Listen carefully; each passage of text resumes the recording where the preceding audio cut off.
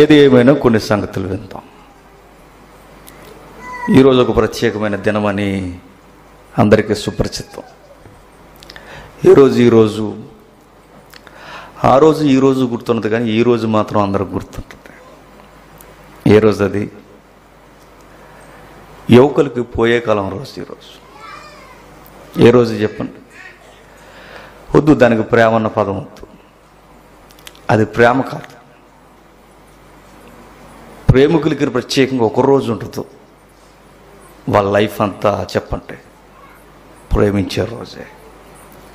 కాకపోతే ప్రేమ ట్రాక్ మారిపోయింది. ఈ ప్రేమల గురించి మాట్లాడడానికి నేను లేను, కానీ నాకు కూడా ఇంట్రెస్ట్ లేదు ఈ విషయాల మీద మాట్లాడటం. కాకపోతే కొన్ని విచిత్రమైన సంకేతాలు సొసైటీలో వచ్చాయి ఈ మధ్య. కొన్ని 10 సంవత్సరాలుగా ప్రేమ యొక్క అర్థాన్ని తీసుకెళ్ళి ఎక్కడో తగిలిస్తున్నారు. నేను అడుగుతాను, కొన్ని పదాలు చెప్పండి. లవ్ అనగానే, ప్రేమ అనగానే సహజంగా మన మైండ్లో తిరిగే ఏ ఏజ్ గ్రూప్ వారు ఉంటారు చెప్పండి? ఇది పెద్ద జీకే క్వశ్చన్ కాదు, అందరూ అక్కడి నుంచి పలకరించి వచ్చినదే. చెప్పండి. పక్కింటి పొల్లమ్మనో చెప్పండి, ఒప్పుకోండి, పర్లేదు. ఏదో ఒక ఎల్లమ్మనో పలకరించిన వారే అందరూ. తర్వాత మిగిలిన దుష్టేసాలు కొంతమందికి ఉన్నాయి, కొంతమందికి లేవు, తర్వాత విషయం. ఏదైనా ఆ లస్ట్లోకి వెళ్ళొచ్చిన వాళ్ళే. నేను ఓపెన్గా మాట్లాడుతున్నాను. తల్లులకు కూడా చాలామంది వివాహానికి ముందు, వివాహం అయితే ఇక జాడ్యం అది. వాళ్ళకు కూడా ఎరగని వారు ఏం కాదు. అంటే శారీరకంగా తప్పు చేశారని అనను, కానీ ఈ ముచ్చట్లు ఉంటాయి ప్రతి ఒక్కరికి. లేవు చెప్పండి? భూమి మీద లేనివారు ఎవరైనా ఉన్నారంటే స్త్రీలలో అయితే తల్లి అయిన మరియా, పురుషుల్లో అయితే యేసుక్రీస్తుని పక్కకు తీస్తే బాప్టిస్మిచ్చు యోహాను. ఇక మిగిలిన వారు ప్రతి విషయానికి ఏదో ఒక కార్నర్లో ఉన్నారు. అయితే ఇవన్నీ నేను మాట్లాడను, కానీ ఎవరిని తక్కువ చేసే ప్రయత్నం నాది కానీ పెద్దమ్మని కొంచెం సైలెంట్ కూడా అని చెప్పండి. మా పెద్దమ్మ,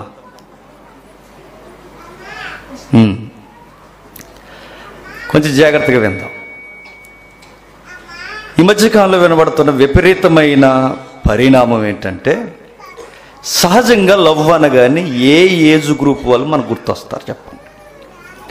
టీనేజ్ అంటే విన్నాం కనుక, నిజానికి అది లవ్ కాదు.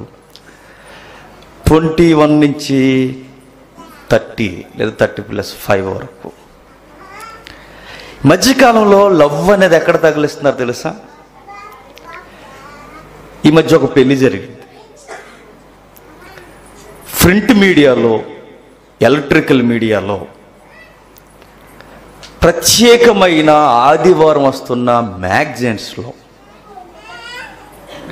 ఈ టాపిక్ హాట్ టాపిక్గా నడిచింది. ఏమిటి అది అంటే, ఆమె మరొకరిని పెళ్లి చేసుకుందట, ప్రేమించి పెళ్లి చేసుకుందట. నేను అంటున్నాను, ఈ సౌండ్ బాగుంది ఏమన్నా? ఈ సౌండ్ కాదు, నేను చెప్తున్నది. పేరు నేను చెప్పను, అదొక ఇండస్ట్రీ. రకరకాల సంస్థలు ఉన్నాయి, ఇదొక ఇండస్ట్రీ. చాలామంది వ్యతిరేకించారు ఆ విధానాన్ని. సొసైటీకి ఏవి నేర్పిద్దామని నీ రెండో పెళ్లిని రంగరంగ వైభవంగా మీరు చూపిస్తున్నారని అడిగారు. అది విపరీతమైన దుష్కార్యం.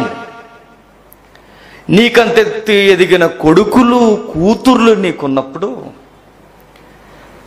నీ ఎత్తుకొచ్చేసిన కొడుకులు, కూతుర్లు నీకున్నప్పుడు, నీకున్న స్టార్డమ్ను బట్టి, మీకున్న విధి విధానాలు బట్టి మీరు ఇప్పుడు ఏదో కొత్త పెళ్ళి కూతురు రెడీ అయినట్టుగా రెడీ అయ్యి, ఏదో కొత్తగా పెళ్లి చేసుకుంటున్నట్టుగా, ఏంటి వాతావరణం అని మేధావులు అడిగారు. నేనేం అడగట్లా, అడిగిన మాటలే నేను చెప్తున్నా. ఏంటి విషయం అని అడిగారు. తిట్టుకున్నవారు కొందరు, వివరణ ఇచ్చుకున్నవారు కొందరు. కొన్ని పేర్లు చెప్తాను, నోట్ చేసుకోండి మైండ్లో. లక్ష శోభకి ఫేమస్ ఒక హీరోయిన్ ఉండేది పూర్వం నుండి. నేను చెప్పాను, ఎవరావిడా? అమ్మ. ఏ అమ్మ?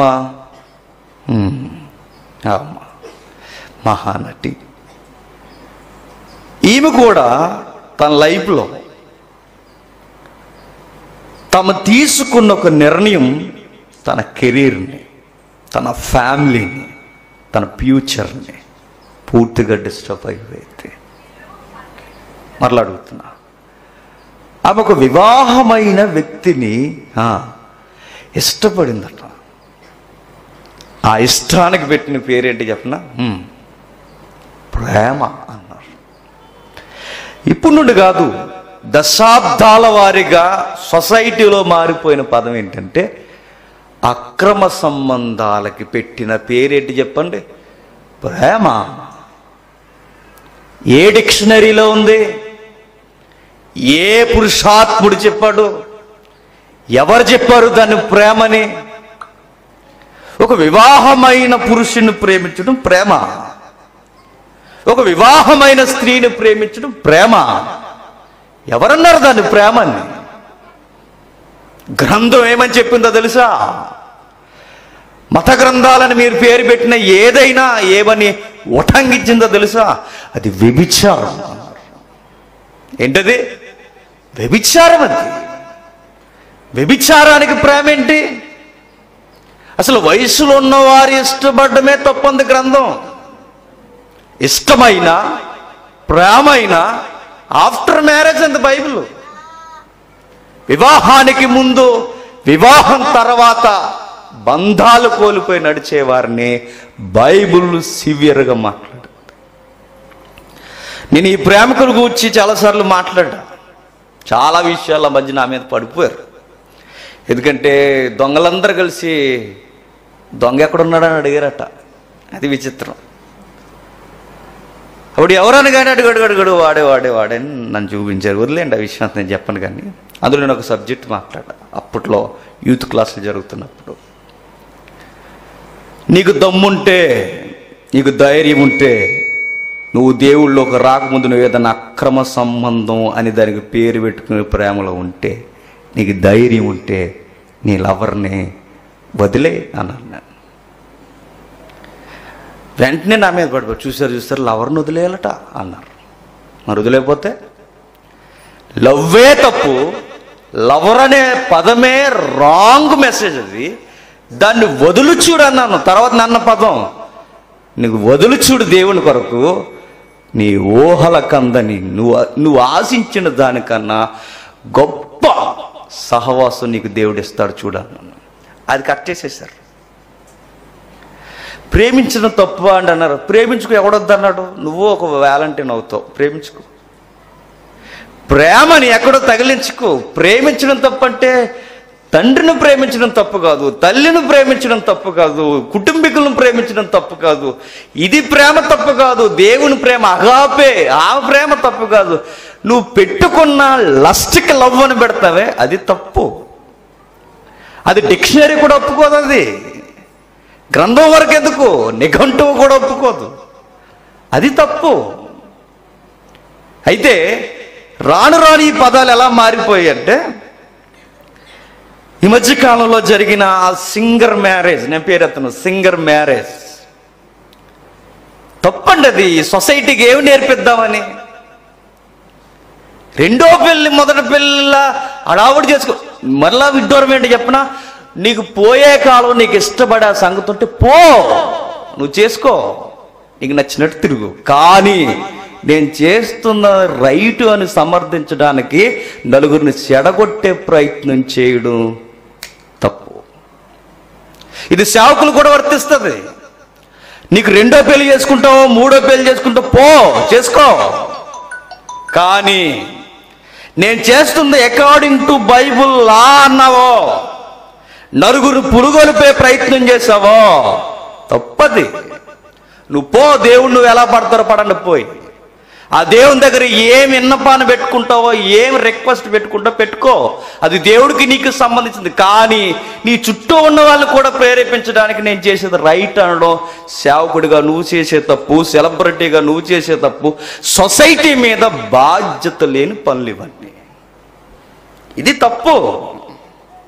నేను ఈరోజు అడగాలనుకుంటున్నది ఏంటంటే, లవ్ అన్న పదం యంగ్స్టార్ దగ్గర సైలెంట్ అవ్వాలన్నప్పుడు లవ్ అనే పదం ఆఫ్టర్ మ్యారేజ్ తర్వాత, పెళ్లి తర్వాత అక్రమ సంబంధాలకు ప్రేమ అనే పదాన్ని ఎలా తగిలిస్తారు? సౌండ్ బాగాలేదు అది. సొసైటీలో మంచి శబ్దాలు కాదవి. ఇలాంటి విషయాలు మాట్లాడితే సొసైటీ ఏం చేస్తా చెప్పనా? జరిగిందే చెప్తున్నా, చంపేస్తారండి ఖచ్చితంగా. నేను చెప్తున్నాను, నాశనం చేసేస్తారు, మనకు జీవితం లేకుండా చేసేస్తారు. కానీ అలాంటి మాటలు, ఇలాంటి దీటైన స్వభావం మనం మాట్లాడకపోతే ఖరీదు లేని సేవ చేసిన ఒకటే, చేయకపోయిన ఒకటే. నా దేవుని కొరకు నేను ఏ ఖరీదు చెల్లించినట్టే నిమ్మలంగా సైలెంట్గా వెళ్ళిపోతానంటే లేదు, అది సేవ అనిపించుకోవచ్చు. విలువలు లేని దగ్గర విలువల కొరకు బైబిల్ చేతబట్టుకుని మాట్లాడే సేవకులు ఈరోజు ఏ రోజైనా ఎప్పటికైనా దేవునికి కావాలి, రావాలి, ఎప్పటికీ రావాలి. అలాంటి కేస్ స్టడీ ఒకటి మీకు తెర మీదకి తీసుకొస్తా, విందాం. గంభీరమైన సంగతులు విందాం. ఈరోజు ఎంతమంది హృదయాలు పొడవబడతాయో, ఎంతమంది ఈ మాటలు స్వీకరిస్తారో నాకు తెలియదు, కానీ ఏం రాజీ పడకుండా నేను మాట్లాడతా. యోహాను సువార్తను గూర్చి వెళ్ళే ముందు మత్తయి సువార్త 3వ అధ్యాయం, మత్తయి సువార్త 3వ అధ్యాయం 13వ వచనం.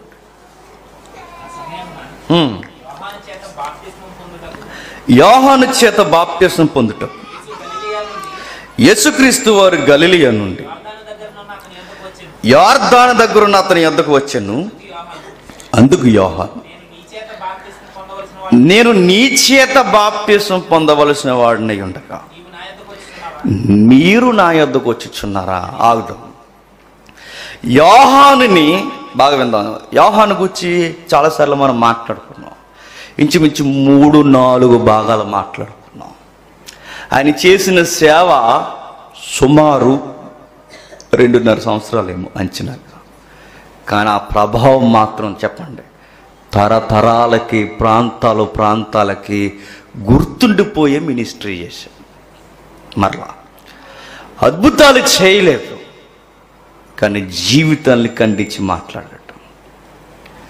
మిరాకిల్స్ చేయలేదు, కానీ బోధకుల్లో నెంబర్ 1 బోధకుడుగా నిలబడ్డాడు. ఆయన ఎవరు? బాప్తిస్మిచ్చి యోహాను. ఆయనను గురించి యోహాను మాట్లాడుతున్నట వాయిస్ ఎలా ఉండో తెలుసైంది? కంచు వాయిస్ అంటారు చూసారా? గంభీరమైన పిరుగులు పడుతున్నట్టు తండ. ఆయన వాయిస్ విన్నప్పుడు కానీ, ఆ భీకరమైన ఆ శబ్దం వింటున్నప్పుడు, ఆ మెరుపుదాళ్ళు లాంటి ఆ వాక్యం సాక్షాత్తు దేవుడే మాట్లాడుతున్నట్టు ఉండేదట. ఎవరికి? పబ్లిక్కి. అందుకే వారు పొడవబడ్డారు, ఒప్పుకున్నారు. దేవుని స్వరం ఎలా ఉంటుంది అంటే, ఆ రోజుల్లో ఉన్న ప్రజలను అడిగితే అందరూ ఎవరైపు జీవిస్తారు తెలుసా? అదిగో ఆ బాప్తిస్మిచ్చి యోహానులో ఉంటుందండి. దేవుడు మాట్లాడితే ఎలా ఉంటుంది అన్న రోజు పబ్లిక్లో చిన్నలు మొదలుకొని పెద్దలనైనా ఎవరినైనా, గవర్నమెంట్ ఎంప్లాయీస్ని కూడా అడిగితే వాళ్ళు ఏం చెప్తారు చెప్పనా? అదిగో ఆ బాప్తిస్మిచ్చి యోహానులో ఉంటుందండి. రాజీ పడని ఆయన స్వరం. అలాంటి ఆయన గురించి మనం వింటున్నప్పుడు పబ్లిక్, మరలా చెప్తున్నాను, పబ్లిక్, కామన్ మ్యాన్స్ మొదలుకొని కింగ్స్ వరకు, గవర్నర్స్ వరకు ప్రతి ఒక్కరూ యోహాను అంటే ఏమైపోయేవారట? భయపడిపోయేవారట. ఎందుకంటే ఆయన యథార్థమైన జీవితం, ఆయన రాజీ పడని వాయిస్ కానీ, ఆయన మాట్లాడుతున్న ధీరే కానీ, ఇవన్నీ చూస్తున్నప్పుడు పబ్లిక్ ఆయన చూస్తే భయపడదు. పైగా ఆయనకున్న అతిపెద్ద ట్యాగ్ లైన్ ఏంటంటే ప్రాఫిట్. ఎవరు? యోహాను. పబ్లిక్లో సౌండ్ అది. ఆయన ప్రవక్త అని ప్రజలందరూ నమ్ముతున్నారు. ప్రజలందరూ ఆయన ప్రవక్త అని నమ్ముతున్నారు కనుక ఆ ప్రవక్తను గూర్చి అనేకులు భయపడిపోయి ఆయన మాటలు విని మారు మనసు పొందేవారట. వింతైన సందర్భం ఏంటంటే పబ్లిక్ అంతా యోహాను చూసి భయపడ్డారు. యోహాను చెప్పండి యేసు ప్రభు వారిని చూసి భయపడ్డాడు. బాగా వినాలి. పబ్లిక్ అందరూ యోహాను చూసి భయపడితే యోహాన్ని ఎవరిని చూసి భయపడ్డాడు? యేసుక్రీస్తుని చూసి భయపడ్డాడు. అందరు యోహాను చేతుల మీద బాప్టిజం తీసుకోవడానికి వచ్చినప్పుడు వారు గజగజ వణికిపోతే యేసుక్రీస్తు వారికి బాప్టిజం ఇవ్వడానికి యోహాను వణికిపోయాడు. అయ్యో, మీరు నాకు బాప్టిజం ఇవ్వవలసి ఉండగా నేను మీకు బాప్టిజం ఇవ్వడం ఏంటి విడ్డూరం కాకపోతే అంటాడు. నేను ఒక మాట అంటాను, బైబిల్ చదువుకునే అలవాటు ఉన్న వారికి ఈ పదం రుచిస్తుంది. బైబిల్ని బాగా ఇష్టపడే వారికి ఈ పదం బాగా నచ్చుతుంది. యోహాను పరిచర్యకు, ఆ పరిచర్యకు పెట్టిన పేరేంటి చెప్పండి? మరలా అడుగుతున్నా. ఇప్పుడు మన మినిస్ట్రీకి ఒక పేరు ఉంది. మినిస్ట్రీ చచ్చిపోయారు కదా, మినిస్ట్రీకి ఉన్న పేరేంటి? Desire of Christ. డిజైర్ అంటే యేసుక్రీస్తు వారి యొక్క కోరిక, ఆత్మను రక్షించడం. అందుకే మిషనరీ సువార్థికులుగా వెళ్ళాలి. మార్కు సువార్త 15:16 ప్రకారం అది ఆ లైన్ యొక్క అర్థం. ప్రతి ఒక్కరు సువార్థికులుగా వెళ్ళాలి. Desire of Christ. ప్రతి ఒక్కరూ సువార్థికులుగా వెళ్ళి అనేక మందిని రక్షించాలి. క్రీస్తు యొక్క కోరిక. ఇది మన మినిస్ట్రీకి మనం అనుకుని పెట్టుకున్న పేరు. యోహాను మినిస్ట్రీకి కూడా ఒక పేరు ఉంది. ఏం పేరు? మన పేరు గుర్తులేదా? కొంప తీసి చెప్పండి. యోహాను మినిస్ట్రీకి ఉన్న పేరు లేదా ఆయనకున్న పేరు, అడ్రస్ ఏంటో చెప్పండి. ఇప్పుడు చెప్పాలి. ఇప్పుడు బాప్టిజం. బాప్టిజం ఇచ్చి యోహాను బాప్తిజం, ఆయన మినిస్ట్రీ బాప్తిజం, ఆయన అడ్రస్ బాప్తిజం, ఆయన యొక్క పరిచర్యకు పరాకాష్ఠ బాప్తిజం. ఇప్పుడు నన్ను చదువుకున్న విద్యార్థులు గమనించండి, బైబిల్ చదువుకుంటున్నా. యోహాను పరిచర్యకు, బాప్టిజానికి పరాకాష్ఠ ఏంటో చెప్పనా? యేసుక్రీస్తు వారికి బాప్టిజం ఇవ్వడం. మాట ఎంతమంది రుచిస్తుందో నాకు తెలియదు. యోహాను బాప్తిజానికి లేదా యోహాను పరిచర్యకి పరాకాష్ఠ ఏంటంటే యేసుక్రీస్తు వారికి బాప్టిజం ఇవ్వడం. ఆయన సేవకు పరాకాష్ఠ అది, ఆయన సేవకు తీవ్రత అది, ఆయన సేవకు నిలువెత్తు సాక్ష్యం అది. అలాంటి ఆయన పరిచర్య చేస్తున్నాడు. యేసు ప్రభు వారు ఆయన దగ్గరకు వచ్చారు, మాట్లాడుతున్నారు. యోహానికి ఒక సైన్ ఉందట, ఒక గుర్తుందట, ఒక దర్శనం ఉందట. అదేంటది? మెస్సయ్యను గురించి ప్రకటించు. ఆ మెస్సయ్య వస్తాడు, ఈ రోజు కాకపోతే రేపు వస్తాడు, నువ్వు ముందు పైలట్గా వెళ్ళాలి అన్నారు. ఎవరిని? యోహాన్ గారిని. పైలట్ అంటే మార్గదర్శి. మార్గదర్శికి వెళ్ళి మార్గాన్ని సరళం చేస్తున్నాడు. పైలట్ ఇంకా మార్గాన్ని సరళం చేస్తున్నప్పుడు, సరళం జరుగుతున్నప్పుడు ఆ రోజు ఏమైందంటే మెస్సయ్య వచ్చేసాడు. సరాసరి ఆయన ఎక్కడికి వచ్చేసాడంటే బాప్టిజం తీసుకోవడానికి వచ్చాడు. ఇప్పుడు నేను అడుగుతున్నాను, ఈయనే మెస్సయ్య అనడానికి యోహానికి ఒక గుర్తు ఉంది. మీకు చాలాసార్లు చెప్పాను. ఏంటి ఆ గుర్తు? అనేక మంది మీ దగ్గరికి బాప్టిజం తీసుకోవడానికి వస్తారు. వచ్చినప్పుడు అనేక మందిలో ఏ వ్యక్తి మీదైతే పరిశుద్ధాత్మ పావుర ఆకారములో ఏ వ్యక్తి మీదకైతే దిగుతారో ఆ వ్యక్తి చెప్పండి ఆయనే మెస్సయ్య అన్నది నీ గుర్తు అని దేవుని చేత ముందుగానే అడ్రస్ను పొందుకున్న వ్యక్తి యోహాను. యేసుక్రీస్తు వారు వచ్చారు. పరిశుద్ధాత్ముడు పాముర ఆకారం వలె యేసుప్రభు మీద దిగాడు. అంటే పవర్ ఆఫ్ మ్యాన్ అని, దేవుని తరపున దేవుని రిప్రజెంటివ్గా, దేవునికి ప్రతినిధిగా, గాడ్స్ ఇమేజ్గా ఈ భూమి మీదకి వచ్చింది ఎవరంటే యేసుక్రీస్తు. అంటే హీరోకి లేదా ఈ విశ్వానికి న్యాయాధిపతి హీరో లేదా విశ్వాన్ని సృష్టించిన వాడు ఇతడే అనడానికి మానవ రూపంలో ఒక రూపానికి గుర్తు ఆ రోజు పరిశుద్ధాత్ముడు పావుర ఆకారంలో దిగారు. ఇది చదువుకున్న సినిమా డైరెక్టర్లు కూడా హీరో భుజాల మీదకి ఏం దించారు? దించేస్తే అయిపోద్దా? అది ప్రాక్టీస్ పావును. అది మీకు అర్థమవుతుందా? మంచి గెద్దలను కూడా దించారట. ఈ మధ్య బాగా నిజంగా దించాలనుకుంటే పావురం వచ్చి ఏం చేస్తుందో తెలుసా నీ మీదకి? మారరా అని చెప్తే చెవిలో, నువ్వు వీరో ఎటురా అని. ఇవన్నీ డమ్మి పావురాలు తెచ్చి మీద పెట్టుకుని వీళ్ళేమి అనాయింటింగ్ పీపుల్స్ ఏం కాదు, దీవెన పొందిన వారు, అభిషేకం పొందిన వారు కాదు. అదంతా ఎండితెర మాయాజాలం. అదంతా ఇలాంటివన్నీ ఇక్కడ చదువుకునే కాపీ పేస్ట్లు అవన్నీ. అయితే యేసుక్రీస్తు వారికి స్టాంప్ పడిపోయింది ఆ రోజు. ఈయనే పరిశుద్ధాత్మ చేత, దేవుని శక్తి చేత వచ్చిన ఈ నజరేయుడైన యేసే క్రీస్తు అయిపోయింది. పరిచర్య ముందుకెళ్తుంది. యోహానికి మళ్ళీ చెప్తున్నాను, యోహాను పరిచర్య యొక్క విజన్ ఏంటి? మెస్సయ్యను లోకానికి పరిచయం చేసే వరకు నీ పరిచర్య. ఇప్పుడు వచ్చేసాడు ఆయన. దేవుడు పరిస్థితులు ఎలా చక్కబెడతాడంటే నేను నిజంగా ఆశ్చర్యం కలుగుతుందండి. మెస్సయ్య వచ్చేసినప్పుడు ఇక ఈయన జీవితం ఏమవ్వాలి? ఇక ముగించేసుకుని వెళ్ళిపోవాలి. అయితే వెళ్ళిపోయే ముందు, ఆయన ముగించే ముందు, అటు సొసైటీకి, ఆ రోజు తరానికి, భవిష్యత్తుకి ఆయన మరణం ఒక సంకేతంలా సవాల్ చేస్తుంది. మనం అనుకుంటా చదువుకున్నప్పుడు అరే యోహాను చంపేశారే అని. నేను అంటాను, చంపేయడానికి లేదా చంపబడడానికి లేదా చంపబడ్డానికి సిద్ధమవుతున్న ఈ కుట్రల మధ్య దేవుడు ఎందుకు సైలెంట్గా ఉన్నాడంటే ఇక యోహాన్ని చెప్పండి తీసుకెళ్ళిపోవాలనుకుంటున్నాడు. నేను మరలా చెప్తున్నా, యేసుక్రీస్తు వారు వచ్చేసారు, బాప్టిజ కార్యక్రమం అయిపోయింది.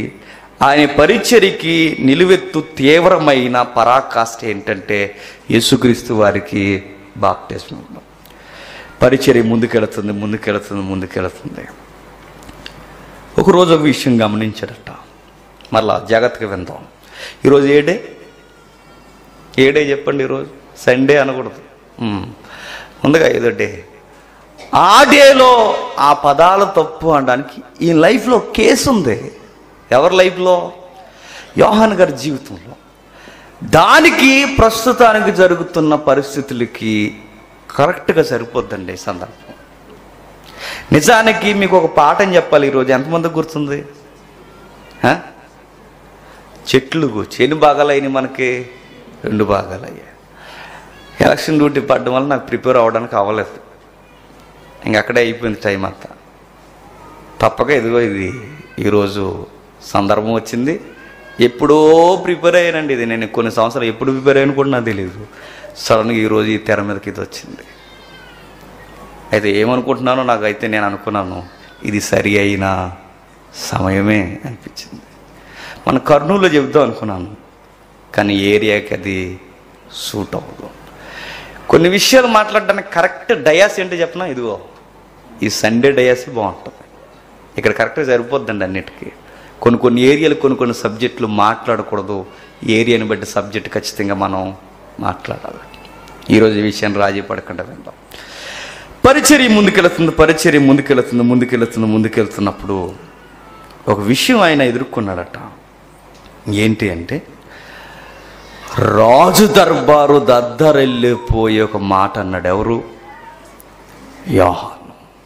మరలా పదం, రాజు దర్బారు దద్దరెళ్ళిపోయే ఒక మాట అన్నట్టు. నువ్వు గవర్నర్ అవ్వచ్చుగాక, నువ్వు ఈ ఏరియాకి రాజు తర్వాత రాజు అవ్వచ్చుగాక, నువ్వు అధికారం అవ్వచ్చుగాక, బట్ నువ్వు చేస్తున్నది తప్పు అన్నాడు. ఏం జరిగింది చూద్దాం ఒకసారి. మెల్లమెల్లగా వెళదాం. యోహాను సువార్త, క్షమించండి, లూకా సువార్త 13వ అధ్యాయం.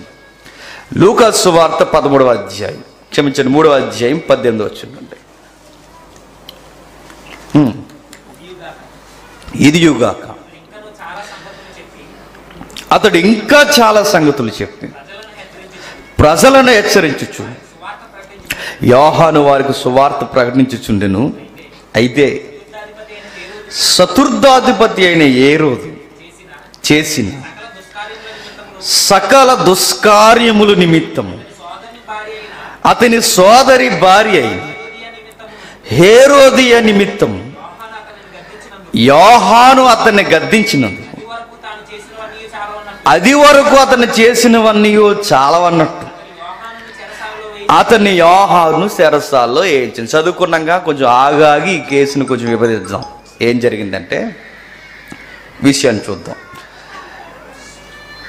అతడు ఇంకనూ చాలా సంగతులు చెప్పి ప్రజలను హెచ్చరించను, వారికి సువార్త ప్రకటించాడు. అంటే పరిచర్య చేస్తూ వెళ్తున్నాడు, సువార్త ప్రకటిస్తున్నాడు. అయితే చతుర్థాది అంటే మనం మీకు క్లాస్లో చెప్పాను, రోమా ప్రభుత్వానికి కీ రోల్స్గా లేదా కీ పిల్లర్స్గా 4 ఉంటాయని చెప్పాను. ఏంటి ఆ 4 జోన్లు? 4 దిక్కులు, 4 దిక్కులకి 4 గవర్నర్స్. నీకు అర్థం గుర్తుంది? అది చెట్ల పాటని చెప్పుకున్నాం మనం. 4 అంటే తూర్పు, పరమడ, ఉత్తరం, దక్షిణం 4 దిక్కులు. 4 దిక్కులకి 4 గవర్నర్స్ని పెడుతుంది అన్నమాట రోమా ప్రభుత్వం. ఆ గవర్నర్స్లో ఒక గవర్నర్ చతుర్థాధిపతి. ఎవరు? ఈ హేరోదు. అంటే 3 ఉన్నారు ఆల్రెడీ గవర్నర్స్. చెప్పండి, ఇతను మరొకడు. ఇలా ఈ 4 గవర్నర్స్ ఉన్నప్పుడు ఈ గవర్నర్స్ మధ్యలో పబ్లిక్ బతుకుతున్నారు. బాగా వినాలి. రీసెంట్గా జరిగినాయిగా మనకి ఏ ఎలక్షన్లో? పంచాయతీ ఎలక్షన్. రేపొద్దున మళ్ళీ సర్పంచ్ పంచాయతీ జరిగేగా. ఆ తర్వాత ఎమ్మెల్సీ, ఎంపీ, ఇంకా ఎమ్మెల్యే, ఎంపీలు, ఇంక మళ్ళీ అవన్నీ కామనే. కానీ అధికారులు మారచ్చు గాక, గద్దెని ఒకరి తర్వాత ఒకరు ఎక్కొచ్చు గాక, కానీ ఎవరు ఏ అధికారి మాట్లాడినవేంటో చెప్పినా విలువల కొరకు ఎవడు మాట్లాడు, సొసైటీలో వాల్యూస్ కొరకు ఎవరు మాట్లాడు. మరి మాట్లాడేవాడు ఎవరు? ఒకే ఒక్కరు, సువార్థికుడు. దేవుని సువార్త చేస్తున్న వారు మాత్రమే మాట్లాడగలరు. అందుకే మాట్లాడుతున్నాడు ఎవరు? యోహాను గారు. సువార్త చేస్తూ విలువల కొరకు మాట్లాడాడు చతుర్థాధిపతి గవర్నర్తో. ఏ రోజు చేసిన సకల దుష్కార్యాలు నిమిత్తము. అయితే నేను అడుగుతున్నాను, ఈయనతో వారు ఇప్పటి నుంచి ఉన్నది కాదు. ఎవరికి? యోహాను గారికి. యోహాను గారికి లోకల్ గవర్నర్కి ఎప్పటి నుంచి ఉన్న గొడవలు కాదవి. గొడవలు ఎందుకు వచ్చాయి? 10 మంది పంపట్లేదన్నా. గొడవలు ఎందుకు వచ్చాయి యోహాను గారికి, హేరోదు గారికి ఎందుకు వస్తాయి చెప్పండి? కారణం ఒకే ఒక్కటి. ఆ కారణం ఏంటంటే అధికారిగా ఉన్న మీరు ఇలాంటి పనులు చేయడానికి వీల్లేదు. ఎవరైతే గాడి పేరని చరిత్ర తిరిగేస్తే యేసుక్రీస్తు వారి కాలంలో బాగా వినండి. యేసుక్రీస్తు వారి కాలంలో పిల్లల్ని చంపేస్తాడు ఒకడు. ఒక హేరోదు ఉంటాడు తెలుసుగా. ఆ హేరోదుకి చరిత్రలో పెట్టిన పేరు ఏంటంటే మహా హేరోదు, పెద్ద హేరోదు. ఎవరు? ఆ హేరోదు యేసుక్రీస్తు వారు పుట్టిన టైంలో ఉన్నాడు చూసారా. అప్పుడు అక్కడి నుంచి ఇప్పుడు ఈ సందర్భం జరిగేసరికి మినిమం 30 సంవత్సరాలు. ఎందుకంటే యేసుక్రీస్తు వారి కాలంతోనే మనం కాలాన్ని కొలిస్తే యేసుక్రీస్తు వారు అప్పటికి ఇంకా ఆయన రన్నింగ్ మినిస్ట్రీలో ఉన్నాడు కనుక బహుశా పెద్ద హేరోదు పిల్లల్ని చంపేసే దగ్గర నుంచి ఇక్కడికి ఈ సందర్భం చదువుకునేసరికి 30 మినిమం రౌండ్ ఫిగర్ వేసుకుంటే. ఈ 30 ఏళ్ళలో మరలా గవర్నర్స్ మారారు. ఎందుకంటే ఆడికి వయసు అయిపోయింది. ఎందుకంటే అతను క్రీస్తు పూర్వం నుంచి పాలన చేస్తున్నాడు. ఆ క్రీస్తు పూర్వంలో ఉన్నప్పుడే ప్రజల మన్నన కొరకు సొలొమోను పునాదుల మీద 46 సంవత్సరాలు దేవాలయాన్ని కట్టించాడు. తెలుసుగా, చదువు చాలాసార్లు విన్నాం మనం. 46 సంవత్సరాలు దేవాలయాన్ని కట్టాడు. ఎవరు? ఆ మహా హేరోదు. ఏ మహా హేరోదు? పిల్లల్ని చంపేశాడే ఆ మహా హేరోదు. ఎందుకు కట్టించాడంటే ప్రజల మెప్పు కొరకు అధికారులు ఏదైనా చేస్తారు అది కట్టించాడు. అయితే నాకు తెలిసినంత హిస్టరీ చెప్తున్నా, మీకు ఇంకా ఎక్కువ తెలియచ్చు, చదువుకోండి. అయితే ఆ తర్వాత ఏమైందంటే ఇతడు ఇద్దరు భార్యలను పెళ్లి చేసుకున్నాడు. ఎవరు? ఈ హేరోదు కాదు. ఈ హేరోదులకు అందరూ పోయే కాలం ఏంటంటే ఒక ఇద్దరిని చేసుకున్నాడట. నేను మరలా అడుగుతున్నా, ఎందుకు అలా చేసుకుంటున్నారు వీళ్ళందరూ అధికారులు కదంటే కారణం ఒకటి, అది ఘనతకు గుర్తు. ఎక్కువ మంది స్త్రీలను పెళ్లి చేసుకోవడం తెలుసది. హాలీవుడ్లో, బాలీవుడ్లో ఎక్కువ మంది హీరోయిన్తో హీరోలు చెప్పండి, లవ్ కాదు, లవ్ అనకండి, అక్రమ సంబంధాలు. అది ఒక స్టార్డమ్ గుర్తుంది. కావాలని కొంతమంది హీరోయిన్స్కి ఫేమ్ రావడానికి ఏం చేస్తారు చెప్పనా, ఈ విషయాలు వైరల్ చేసుకుంటారు. వాళ్ళ ఇన్స్టాగ్రామ్లో ఫోటోలు పెట్టి ఎంతమంది ఫాలో అవుతారు. ఇవి కాదు, వార్తలు ఎంతమంది ఫాలో అవుతారు వాళ్ళందరికీ తెలుస్తాయి ఇవన్నీ. అలాగే ఆ రోజుల్లో కూడా రాజుల సంస్కృతి ఏంటంటే ఎక్కువ మంది స్త్రీలతో సంబంధం పెట్టుకున్నవాడు చెప్పండి వాడిని ఏమంటారంటే రాజుకు తగ్గ వందతనం. అందుకే సొసైటీలో కూడా ఇలాంటి అక్రమ సంబంధాలు పెట్టుకున్నవాడికి ఒక పదం ఇచ్చారండి. ఆ పదం ఏంటి చెప్పండి?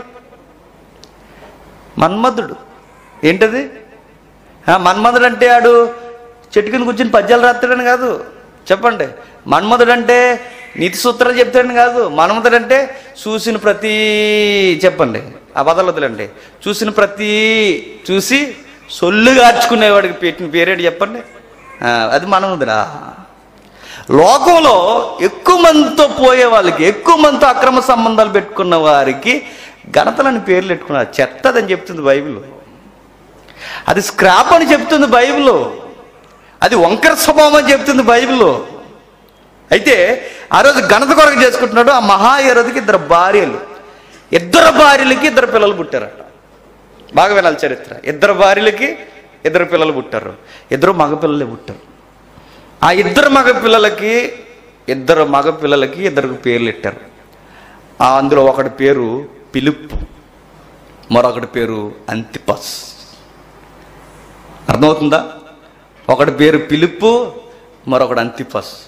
సహజంగా గవర్నర్ కుటుంబాల నుంచి వచ్చిన వారు కనుక వీరు కూడా ఆటోమేటిక్గా ఏమయ్యారంటే గవర్నర్ అయ్యాడు. అందులో ఒకడు మనకు మేజర్గా ఈ విషయంలో మ్యాక్సిమం 2 అయ్యారో ఒకరైనా తెలియదు. కానీ ఇప్పుడు మనకు కావాల్సిన వ్యక్తి మాత్రం ఖచ్చితంగా గవర్నర్. అంటే పెద్ద ఏ రోజుకు పుట్టిన 2 కొడుకులు, వాళ్ళ తల్లులు సెపరేట్లు. మరి ఏంటో వివాహ వ్యవస్థ ఏం అర్థమవుతుంది?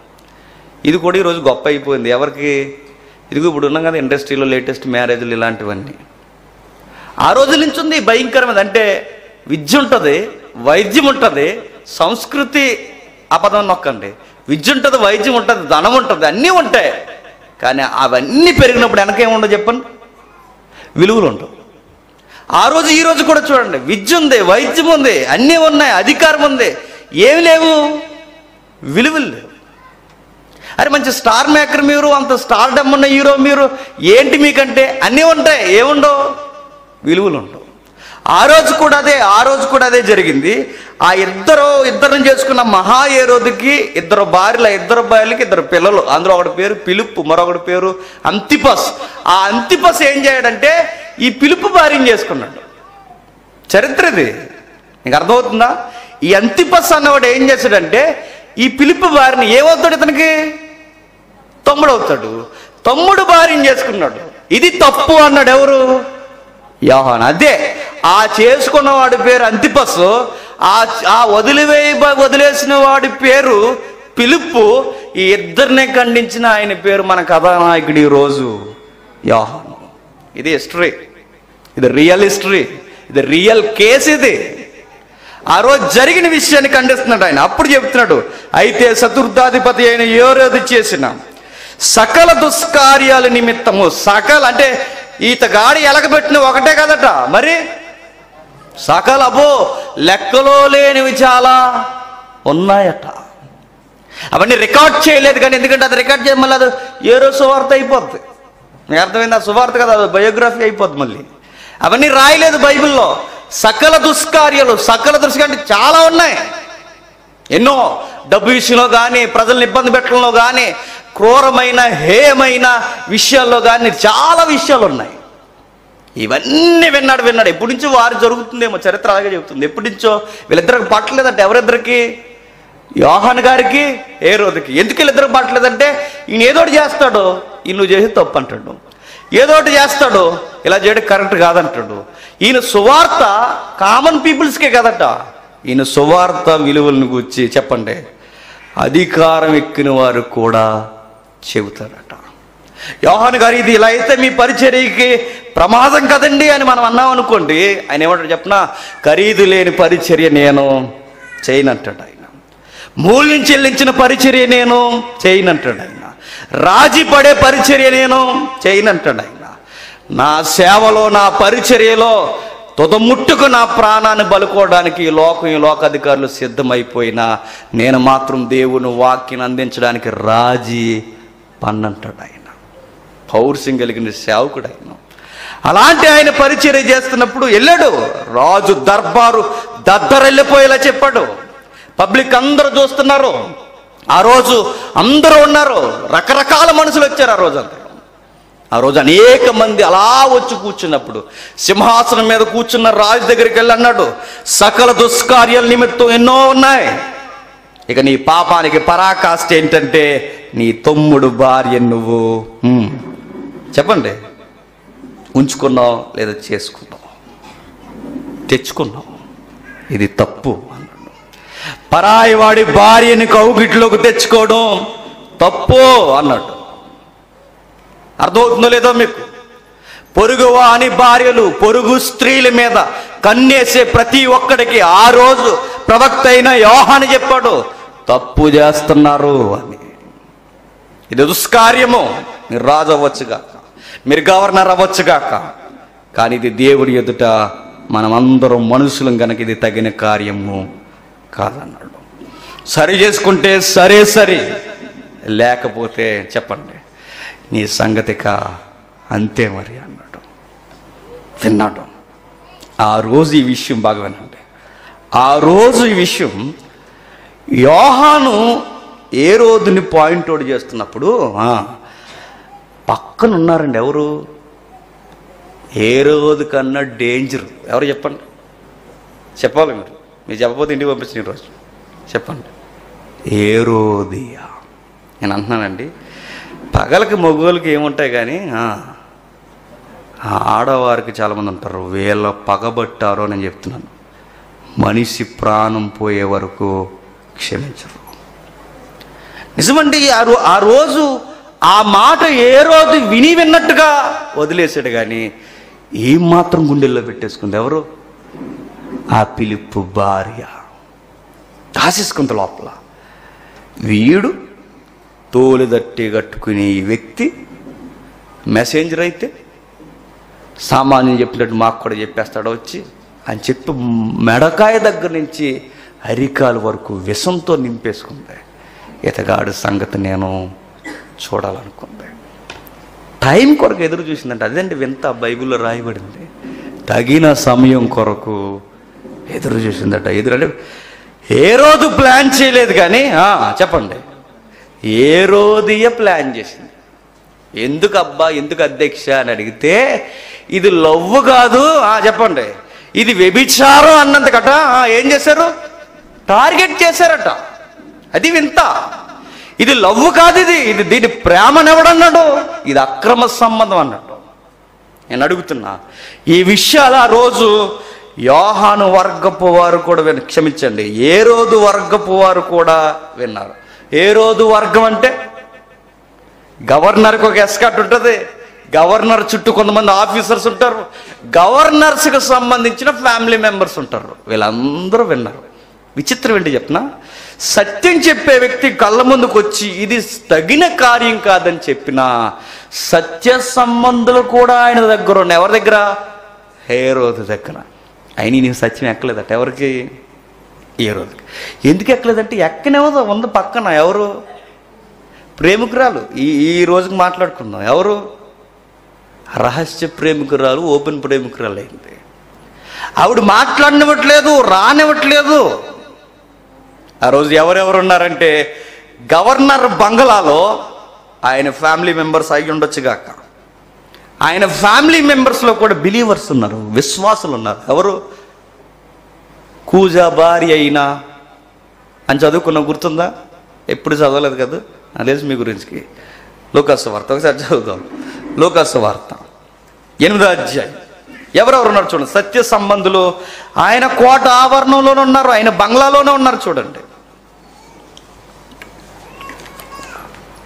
లూకాసు వార్త 8వ అధ్యాయం 3వ వచనం. వీరును ఇతరులు అనేకులను తమకు కలిగిన ఆస్తితో వారికి ఉపచారము చేయించు వచ్చి బహు జనసమూహము కూడి ప్రతి పట్నము నుండి ఆయన వద్దకు వచ్చుచుండగా ఆయన ఉపమాన రీతికి ఇట్లా నిన్ను ఇత్తువాడు తన విత్తనము. ఎన్నో అధ్యాయం? లూకాసు వార్త 8వ అధ్యాయం 3వ వచనం, 2వ వచనం. అందులో కావడం చూడండి. 12 మంది శిష్యులను అపవిత్రాత్మలు వ్యాధులు పోగొట్టబడిన కొందరు స్త్రీలు అనగా 7 దయ్యములు వదలగొట్టిన మగ్దలేని అనబడిన మరియయు హేరోదు యొక్క గృహ నిర్వాహకుడగు కూజా భార్యగు యోహన్నయు. ఎవరట? సుసన్నయు. వీళ్ళెవరట? గవర్నర్ బంగ్లాలో హోమ్ మినిస్టర్ ఫ్యామిలీ మెంబర్స్. ఎవరు? ఇదిగో ఈవిడ. గృహ నిర్వాహకుడు అంటే హోమ్ మినిస్టరు. హోమ్ మినిస్టర్ గారి వైఫ్ ఎవరు? పేరు లేదు అక్కడ, ఎవరన్నా న్యాయంగా చూడకండి. ఆయన పేరుంది కూజా. ఈవిడి పేరుందా? యోహన్నయు, క్షమించండి, యోహన్నయు, సుసన్న. వీరు గవర్నర్ ఫ్యామిలీ మెంబర్స్. వీళ్ళందరూ ఎక్కడో, క్షమించండి, హోమ్ మినిస్టర్ ఫ్యామిలీ మెంబర్స్. వీళ్ళందరూ ఏ గృహంలో ఉన్నారు? గవర్నర్ గృహంలో ఉన్నారు. అయితే వీళ్ళందరూ వింటుండగా, వీళ్ళందరూ చూస్తుండగా ఆ రోజు మోహం మీద ఏలిపెట్టి చెప్పాడు, మీరు చేస్తున్నది తప్పు రాజా అని. విషయం ఏంటో చెప్పనా? భరించలేకపోయారట. ఎవరు?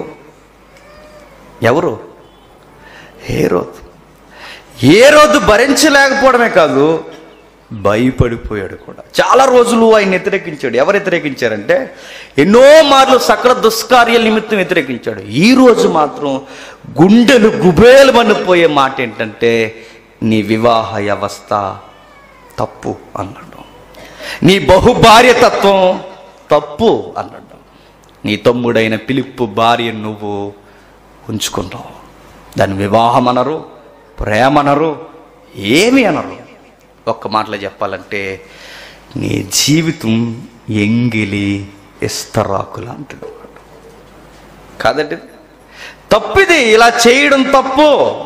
నువ్వు ఎప్పుడైతే ఈ పని చేసావు, తప్పుడు విధానం అని ఎప్పుడైతే చెప్పాడో, పక్కన రెడీ అయిపోయిందంట ఉగ్ర రూపంతో, లోపల తలుచుకుని పైకి మాత్రం నాకు తెలిసి ఆ రోజు లైట్గా స్మైల్ ఇచ్చి ఉంటుంది. ఎవరు?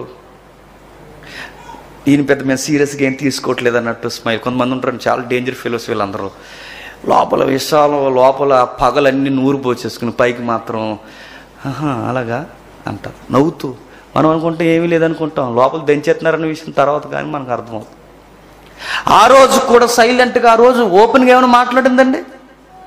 ఏమీ మాట్లాడలేదు, ఏమీ అనలేదు. కానీ ఒకరోజు మాత్రం ఎవరితో మాట్లాడకుండా కొన్ని విషయాలు చక్కగా ప్లాన్ చేసిందట. ఏం జరిగిందంటే ఒక విషయం చెప్తాను. హేరోదుని ఇలా ఈయన ఖండించడానికి కారణం ఏంటి? ఎవరు? యోహాను గారు. నేను అడుగుతున్నా, హేరోదుని లేదా అంతిపస్ని ఇలా ఖండించడానికి కారణం ఏంటి? యోహానుకి కారణం ఏంటి చెప్పండి? యోహాను గారికి భార్య ఉందా? పోనీ లేదు. మరి ఎందుకు ఖండించాడు ఆయన? ఎవరైనా అంతిపస్ చేసుకున్న ఆవిడ ఫిలిప్పు భార్య, ఈవిడికి ఏమైనా దగ్గర చుట్టారమా? కాదు. మరి ఈయనకి ఏంటి బాధ? ఈయన ఎందుకు ఖండించాడంటే కారణం ఒక్కటి, వాక్యం చెప్పండి ఖండిస్తుంది కనుక ఖండించాడు. యోహాను బేస్ చేసుకున్న వాక్యాలేంటి? అప్పటికి యోహానుకున్న వాక్యం ఏంటి? ధర్మశాస్త్రం. తెలుసుగా ధర్మశాస్త్రం. పాత నిబంధనలో పంచకాండాలు, 5 కాండాలు మోసే రాసినవి, యెహోషువతో ముగిసిపోయినవి. 5 కాండాలు రాజ్యాంగం లాంటివి. ఆ రాజ్యాంగంలో ఒక ఆర్టికల్ ఏమనుందంటే, ఇదిగో ఇది దుష్కార్యము, వావి వరసలు ఎలా ఉండాలి అని చెప్పింది. ఎక్కడ? రాజ్యాంగం లాంటి ధర్మశాస్త్రం మోజెస్ లాలో చెప్పుకొచ్చట. దాన్ని బేస్ చేసుకుని చెప్తున్నాడు. ఎవరికి? హేరోదు. నేను మాట్లాడుతున్నాను. ఇశ్రాయేలుకి చెప్పాడంటే అనుకోవచ్చు, యూదులకి చెప్పాడంటే అనుకోవచ్చు. పోయి ఎవరికి చెప్తున్నాడు? ధర్మశాస్త్రం సంబంధం లేకుండా బతుకుతున్న హేరోదుకి చెప్తున్నాడు. ఇప్పుడు నేను అంటాను, రికార్డెడ్గా రాయబడిన వారికి ధర్మశాస్త్రం వర్తిస్తుంది అనుకున్న ఇశ్రాయేలు గురించి అనుకుంటున్న మనమే, రికార్డెడ్గా అక్షరానుసారంగా మన చేతుల్లో ధర్మశాస్త్రం లేకపోయినా మనసు అనే ధర్మశాస్త్రాన్ని బట్టి గద్దించడానికి కూడా సిద్ధమైపోయిన వ్యక్తి ఎవరు? యోహాను. అంటే అక్షరానుసారంగా నీ ముందు ధర్మశాస్త్రం లేకపోయినా నువ్వు కూడా దేవుని చట్టం ముందు ఏమి తీసిపోవు అన్నాడు. ఎవరిని? యోహాను. అని ఇప్పుడు అడుగుతున్నాను, వాక్యంలో ఉన్నవాడికైనా వాక్యంలో లేనివాడికైనా షరతులు ఒక్కటే. ఏంటి చెప్పండి? వివాహ వ్యవస్థని గండి కొట్టడానికి వీల్లేదు. ఈ మధ్య తప్పించుకోవడానికి దొంగలు ఏం చేస్తున్నారంటే వాక్యంలోకి వచ్చినప్పుడట, వాక్యంలోకి రానప్పుడట. ఎక్కడుంది రెఫరెన్స్? లేదు. ఎక్కడ? ఇది నీ లాజిక్. ఇది ఎక్కడైనా ఉందా? ఎక్కడ లేదు. వాక్యంలోకి వచ్చినప్పుడు ఎక్కడుంది? వాక్యంలోకి వచ్చినప్పుడు, వాక్యంలోకి లేనప్పుడు. అలా కాదు. విలువలు ఎప్పుడు గుర్తుపెట్టుకోండి, మనిషి అన్నవాడి మీద దేవుడు ఎప్పుడు అప్లై చేస్తాడు.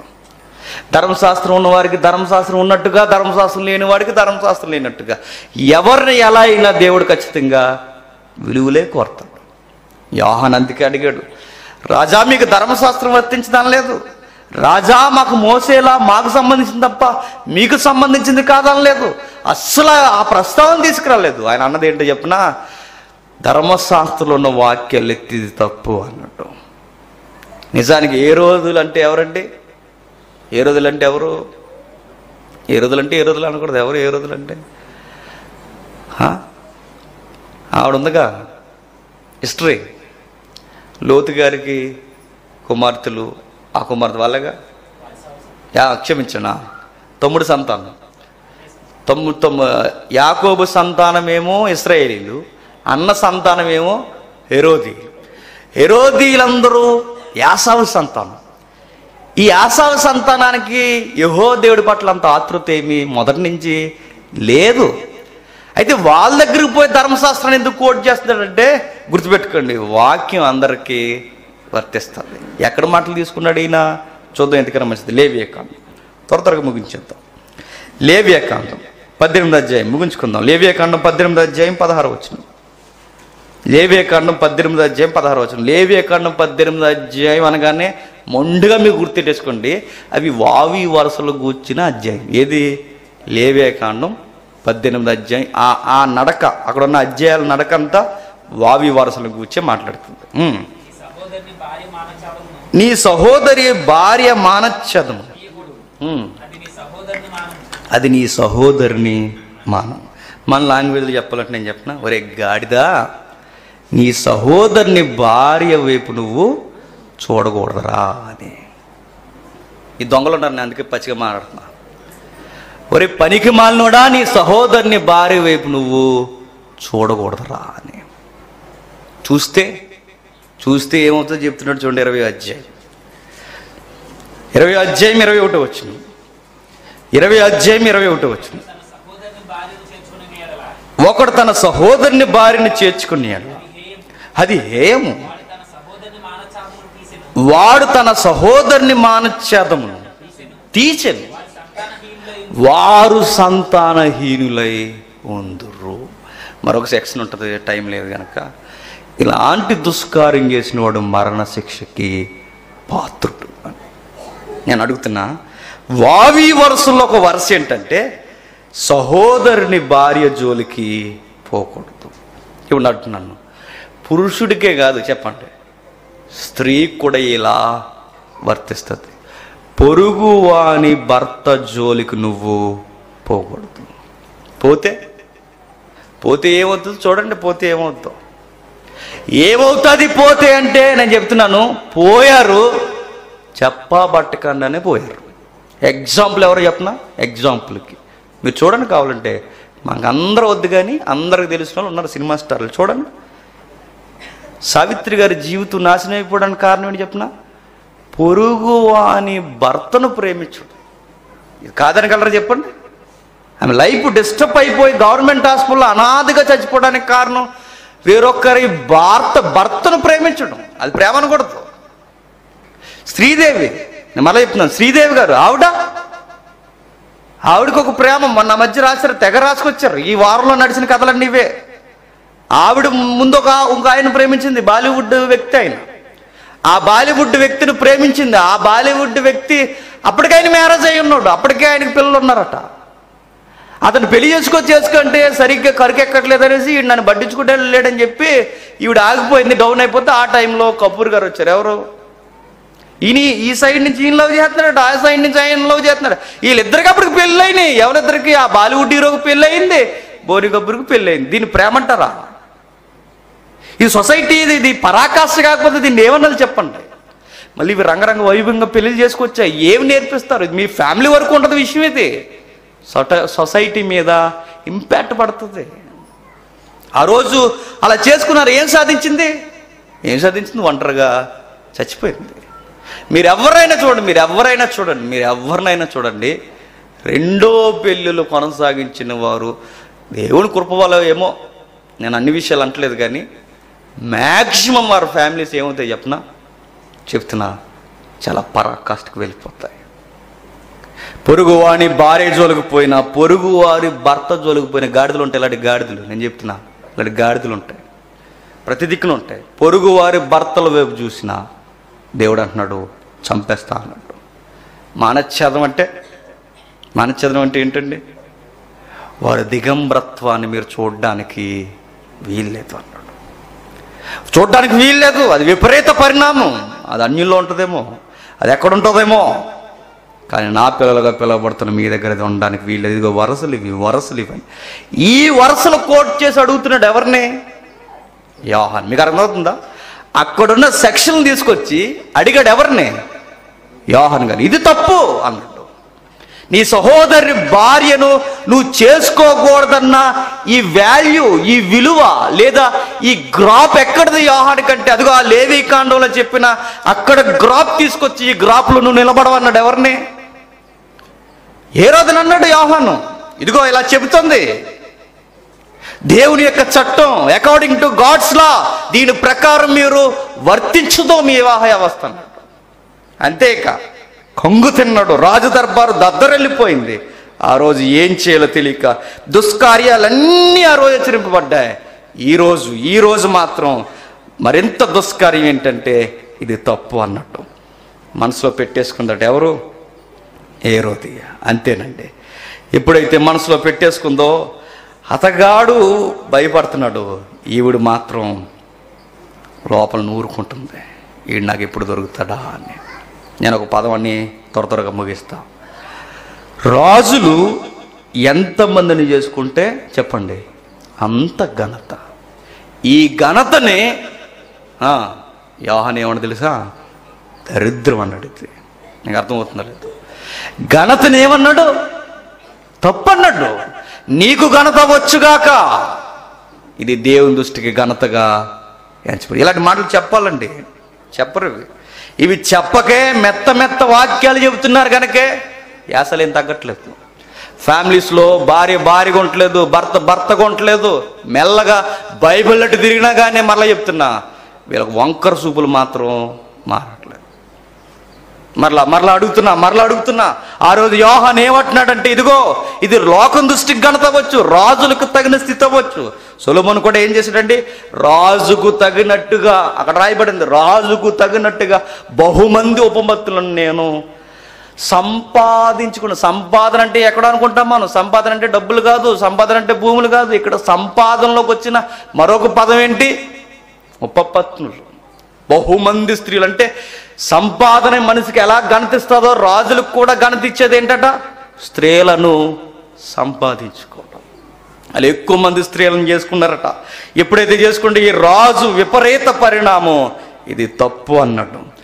యోహాను సంస్కృతిని బైబిల్తో కొలవడం క్షమించండి, హేరోదు సంస్కృతిని యోహాను బైబిల్తో కొలవడం స్టార్ట్ చేశాడు.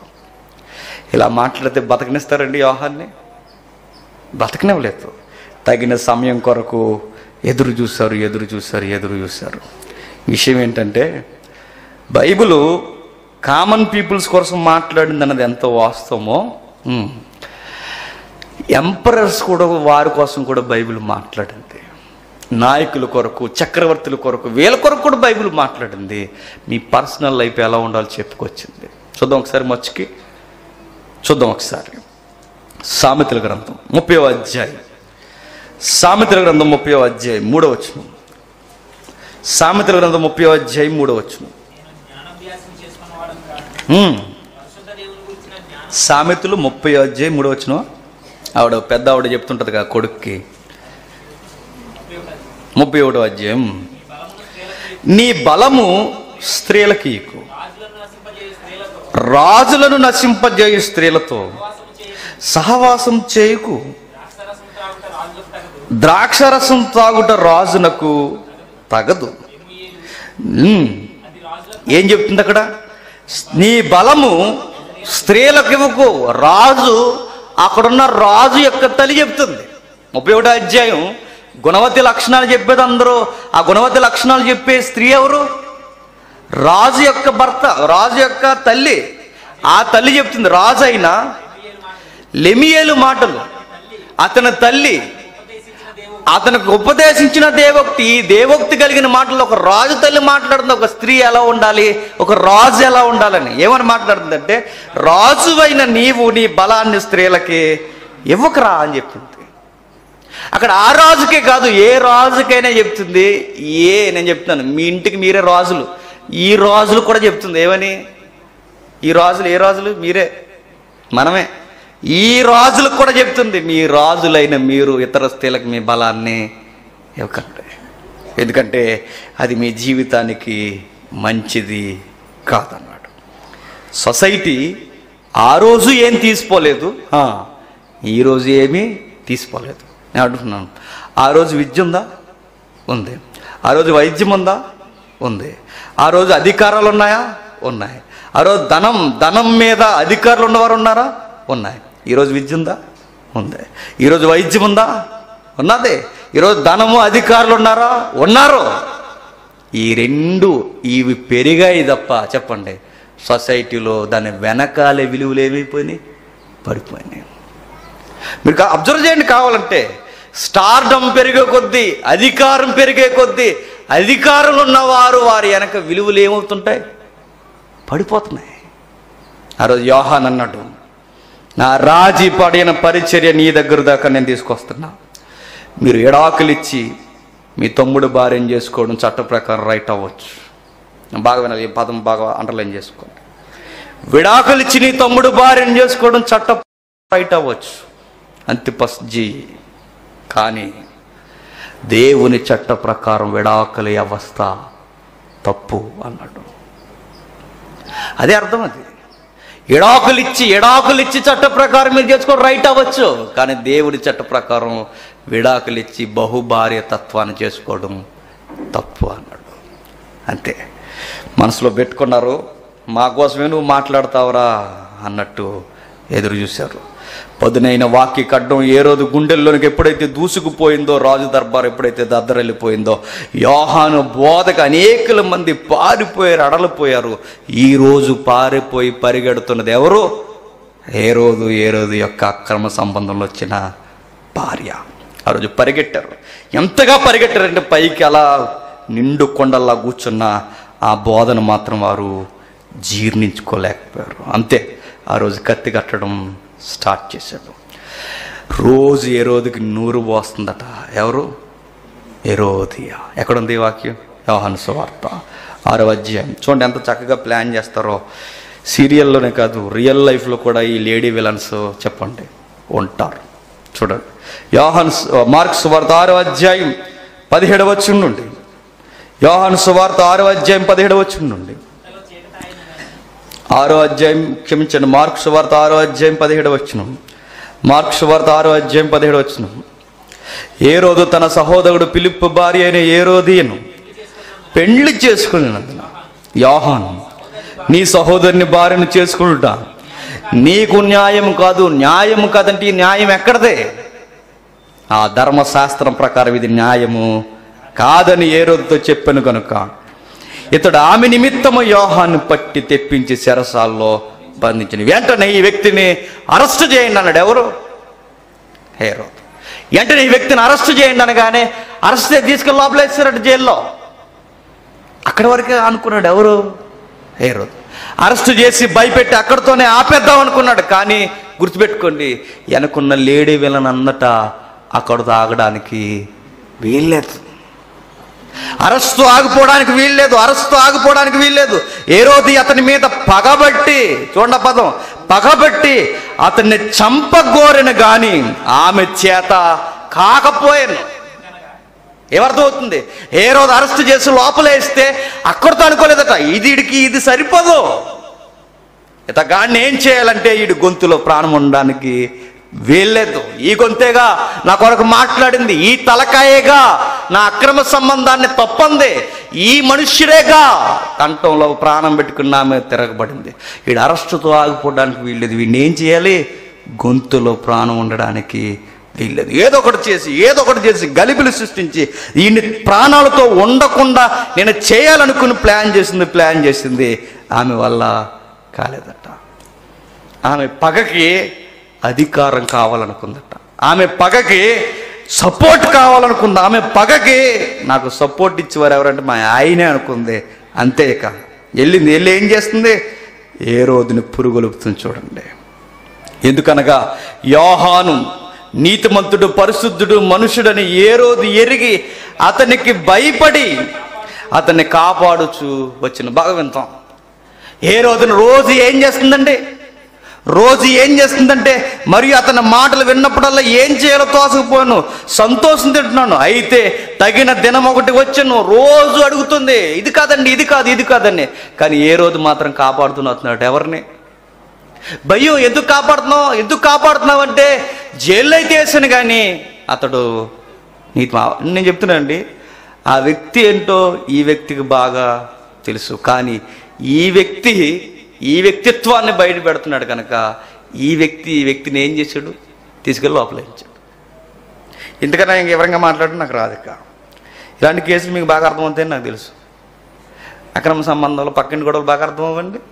వాక్యం అర్థమవుతుంది, కానీ ఈ మాత్రం అమ్మో సువార్త చెప్పండి వైరల్ అవ్వదు. కానీ ఆవిడింట్లో ఏదైనా జరిగిందన్న ప్రపంచం తిరిగి వచ్చేది వార్త వెంటనే. నీకు అర్థమవుతుంది. ఇంట్లో గొడవలు ఏమైనా జరిగాను టకటకమని వెళ్ళిపోతాయి. అలాగంట మరి యేసు ప్రభు మన కొరకు చచ్చిపోయాడు. ఎప్పుడన్నా అరిగి కూర్చొని మాట్లాడుకున్నారా? మాట్లాడుకో. అది అక్కడ అలా జరిగిందంట, ఆయన ఎంగ చూస్తున్నాడు తెలుసా అంట. ఎంత గిలో ఇవన్నీ. ఇలాంటి వాళ్ళందరికీ దేవుడి దగ్గరలోనే చెప్పండి సమప్డే పెడతాడు అనమాట. జాగ్రత్త. ఏం జరుగుతుందో చూద్దాం.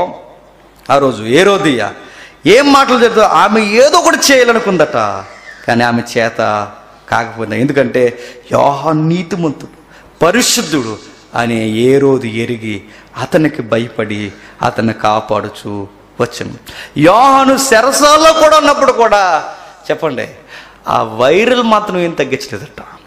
అతని మాటలు వినినప్పుడల్లా ఏమి చేయలేక ఏమి తోసక సంతోషంతో వింటున్నాడు. అంటే లోపల చెరసాల్లో కూడా నేను అనుకుంటున్నాడు, చెరసాల్లో కూడా ఉండి సౌండ్ ఎత్తున్నాడు. ఎవరు? యోహాను గారు. ఎవరికి? ప్లేట్ దగ్గర కూర్చుని వినపడుతుంది. ఎవరికి? హేరోదుకి. నాకు అనిపిస్తుంది ఆ సందర్భం చదువుతున్నప్పుడు, లోపల ఉన్నప్పుడు కూడా, లేదా ఆ అటుగా ఖైదీలు చూడడానికి వెళ్ళినప్పుడు కూడా మాటలు అంటున్నప్పుడు ఏమి అనలేక చేతగాక ముసిముసిలు నవ్వుకుంటూ, సంతోషం అంటే ఏంటి చెప్పండి? ముసిముసిలు నవ్వుకుంటూ మురిసిపోతూ వెరీ గుడ్ నాన్న అన్నాడట. ఎవరిని? యోహాను. వినేసి సంతోషంతో వెళ్ళిపోయాడట. అయితే తగిన దినం ఒకటి వచ్చాను. కరెక్ట్ టైం దొరికేసిందట. యోహాను కాపాడుతున్నాడు.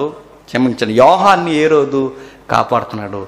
హేరోదియా చెప్పండి ఎప్పుడు చంపేయాలని పగబెట్టింది అంటున్నాను. అందరికన్నా భయంకరులు ఎవరో చెప్పినా మరలా బాగా వినాలి. జంతువుల్లో అన్నిటికన్నా భయంకరమైనది ఏది చెప్పండి?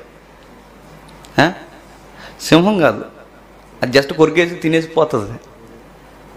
గీరెత్తది మొహం ఎప్పటి, ఒళ్ళంతా మీద పడేస్తుంది. చెప్పండి, ఎలుగుబంటి. అది ఎందుకంత ప్రమాదకరమైందో తెలుసా? దానికి అంత భయం. మీకు అర్థమవుతుందో లేదు? భయస్థురాలు గనకే ఎదుటోల్ని గీరేసి గలిబిలి చేసి దాని దేహం వేసి నొక్కేసి చంపేస్తుంది. నేను మరలా చెప్తున్నా, మనుషుల్లో అందరికన్నా ప్రమాదకరమైన వాళ్ళు ఎవరు చెప్పండి? భయస్థులు. వీళ్ళు చాలా ప్రమాదం అని నేను చెప్తున్నా. మరలా చాలా ప్రమాదం. ఎంత ప్రమాదం అంటే వీళ్ళు భయపడిపోయి ఎదుటోడిని ఏదో ఒకటి చేస్తారు. ఖచ్చితంగా రియల్ స్టోరీలు ఇవి. అందరికన్నా భయస్థురాలు ఎలుగుబంటి కనుక మనిషిని కకలావికలం చేస్తుంది. ఆ భయానికి అది ఏం చేస్తుందో కూడా అని తెలియదు.